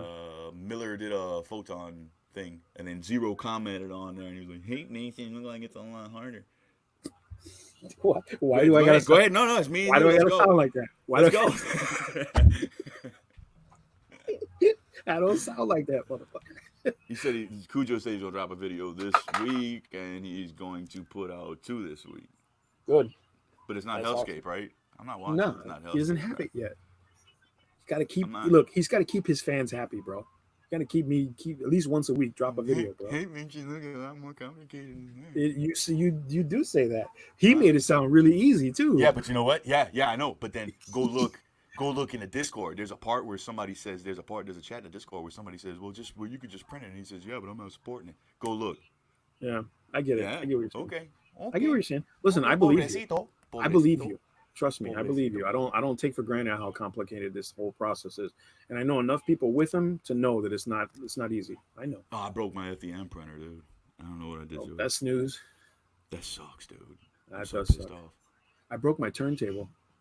I don't know how it happened. I was actually setting up a video one night, and it just. Oh God, I gotta wait till. I heard it twitch, and I heard a spark. Like I heard the electricity, saw a little spark, and I was like, oh, and it stopped, and I was like, okay, I guess you're done. You know. Yeah, I don't know what's happening to mine. It looks like it's overheating. I don't know. Oh, the printer. Yeah, I don't know. Okay. It's like it's overheating, and it just shuts down. I don't know. We got Stu says I have Warcry videos coming out this week. Nice. And Cujo says July 15th it should be shipping. Nice. See, there you go. Hey, I'm not talking to Cujo till July 15th. Well, that's when it ships. That's not when he gets it. He's been showing me the Hellscape since when? Dude, I know, but that's how Kickstarters work, dude. That's why I don't like that shit. I'm not patient enough. Believe me, I don't do a lot of Kickstarters because of the same reason. I'm like, I want it now. I'm just not patient enough for that shit, man. Quin's got painted some Pandelver minis, and yeah, he showed them, but he's gonna have a video on that. Yeah. I dropped a video this morning, and I messed up. It was supposed to be on Wednesday. I gotta get to you. It was supposed to be on. I was supposed to drop it on Wednesday, but I thought today was Wednesday. I woke up this morning. I'm like, oh, it's Wednesday. Time to put a video out, and I effed up. It's not Wednesday. It's Tuesday. But also, that was a celebration video you dropped earlier, and then you just did a plane today, huh? What's that thing called? The orc thing that you're not gonna paint?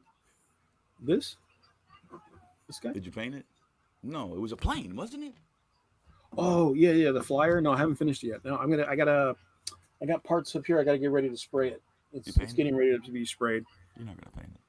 Yeah, I'm gonna. Cujo, my buddy at work that wants to learn D&D, wants to be a DM. I said, dude, I'm here for you, bud. Send them our way, man. Tell Send me them our. DM files. We'll learn them good. So, And he says, just a this quick guy note. showed his wife Dwarven Forge, and his wife said, hell no. Just a quick heads up. I did a live stream this Sunday with a group of guys I came across on Facebook, the Fox Valley Gunpla Club. They're up in Wisconsin, and there's a hobby town up there in Appleton that one of the guys works at, and they get together there and they do live builds and stuff like that. They invited me to come on the show, and so I went on. I thought it was pretty fun. It was a good time, It's just like when we do our chats and stuff, So I was building and chit chatting, and it's nothing against anybody in the Discord, but it's nice to talk to people about who know what you're talking about. You know what I'm saying? Yeah, so we had all like PR, PG, perfect grade. Right. Yeah. See, and that's the thing. Like a lot of people don't know what the fuck that means. So it's nice to talk to people that do. And so they did invite me to come back. So I don't know if I'm going to be doing a weekly show with them because I don't know if I just have the time to do a weekly show, but I definitely will be going back on there. They have a channel. They just started, just like we did with the Tabletop Dungeoneers. They had a couple channels separately, but they started a new channel, the Fox Valley Gunpla, and they do the live shows on there. So I think they all live around each other or something, huh? Yeah, they're right up there in Wisconsin. I mean, within 45 to an hour of each other. You know what I mean? So they, like I said, they get together on like Thursdays and Tuesdays when considering the situation, but they get together on Thursdays and Tuesdays and do live builds as a group and stuff like that. So that's pretty cool. I mean, I don't have the financial means to do that, but it's definitely a nice break from the norm. And you got your celebration video up. That was Yes. Part 2. I will be dropping. There's a slave Leia in there. I will be dropping episode 3. I will be dropping episode 3 on Friday, hopefully. I think that's it, and then I'm done with that series. And then there's one more thing you did, huh? You threw away that fucking Iron Man. Yeah, he's still gone. He's gone. He's in the dump. He's in the city dump now, where he should be, where all figures like that should be. No, man. But yeah, that's pretty much it. I got that. I mean, obviously, I have videos coming out. That I'm, because I try to keep them in my schedule. So I have more videos coming out, more Gundam videos, of course. I got some more 40K videos coming out soon. Some new Tamiya video coming out. So, but like I said, I drop them on schedule. So, or try to. So pay attention for that. I broke my FDM printer. And I guess I'm gonna mess with that a little bit. But Cujo says, "What? I'm sorry I had to go to sleep. The last 2 nights I only got like 2-3 hours." And I watched the Gunpla video. Appreciate that, Cujo. Way too late the other night. Yeah, me and Cujo were just making fun of each other in the stream. Oh, I know. It's funny because it's so funny because they're really great guys. They're really nice guys, but they're new to the streaming, and you can tell because they don't really, they're not focused on the comments and stuff like that. You know what I'm saying? And I get it. Because when we started, we did the same thing. You know what I mean? So I'm gonna see if I can maybe help them if they let me. I'm give them a hand on kind of where to go and how to do that type of stuff. Because get a lightsaber. yeah. Other than that, I mean, like I said about voting on the models. Yeah. I said that at the beginning of the stream. And that's what I got down here at the bottom, just to remind us Cujo is here now. Whenever get your votes in for what 3D model you want. Yeah, the badge ain't gonna happen and the Stein ain't gonna happen. I quit. No. I'm out. No, man. That's a wrap. Coño. He drew the hat. You guys killing me with this shit, Smalls. But anyway, that's it. That's all I got, guys. Is it? We're ready? Yeah, I think so. We're gonna GG. GG. Yeah. GG. It's like that. GG. I'm out. All right, guys. Thanks for watching. I guess that's the end of the stream. Absolutely. CG0. Thanks for joining. Thank you, Quin. Thank you, Cujo, for showing up. Finally. Yeah, so. You can come on the next show. Oh, you want to real quick let them know what we're doing next week? I mean, I'll bring it up. We'll see. I got a buddy of mine from the Sith Dynasty. He's got a store, an Etsy store, and he 3D prints molds and casts props. So, like, we're talking Star Wars helmets, like this spec here, this Asajj Ventress, that's from him. Mm. Those Boba Fett helmets I have, and he's got a bunch of like Old Republic stuff that I like. It's very cool, man. Yeah, he goes to Comic Cons, like that's all he does. That's what he does for a living. He goes to Right, Comic Cons and shit. Makes sense. So his name's John, and we should have him on next Tuesday. That's very cool. Yeah, a couple of buddies of mine I was telling about, and they want to just ask questions about armoring and creating armor and sizing for bigger guys to smaller guys. So it's pretty cool. I'm really excited. He makes bigger helmets, and he's got all that. So if you're a big dude and you want big helmets and all that for big people, then yeah, he's got all that. That's cool. Very cool. So I have to order like his smaller helmets because they won't fit me. His big ones. Yeah, my head's pretty big, so. No. It's like a pop vinyl. Funko Pop. I can't look down because I fall over. It's a guy. Charlie Brown. Pobrecito. But anyway, yeah. So that's it, right? That's what we got. Yes. Oh, I want to rename the show because I don't know what to name it. This one? Yeah. Okay. What do we call it now? I don't know. Tabletop Dungeoneering. That's all I got on there. I don't know what to call it. Okay. That's why I want to show name. So why don't we start something in the poll like we did last time for the channel name or for the server name? We'll start something in the poll. Who's we, like you're French or something? You got a mouse in your pocket or what? We. We. So we'll do that. Let's just start the poll in the Discord and see what people come up with. Okay, that's it. GG. Sound good. All right. Have fun. All right. Thank you, Zero. You got it. Thank you. Later, y'all. Thanks for watching. Deuces. That button.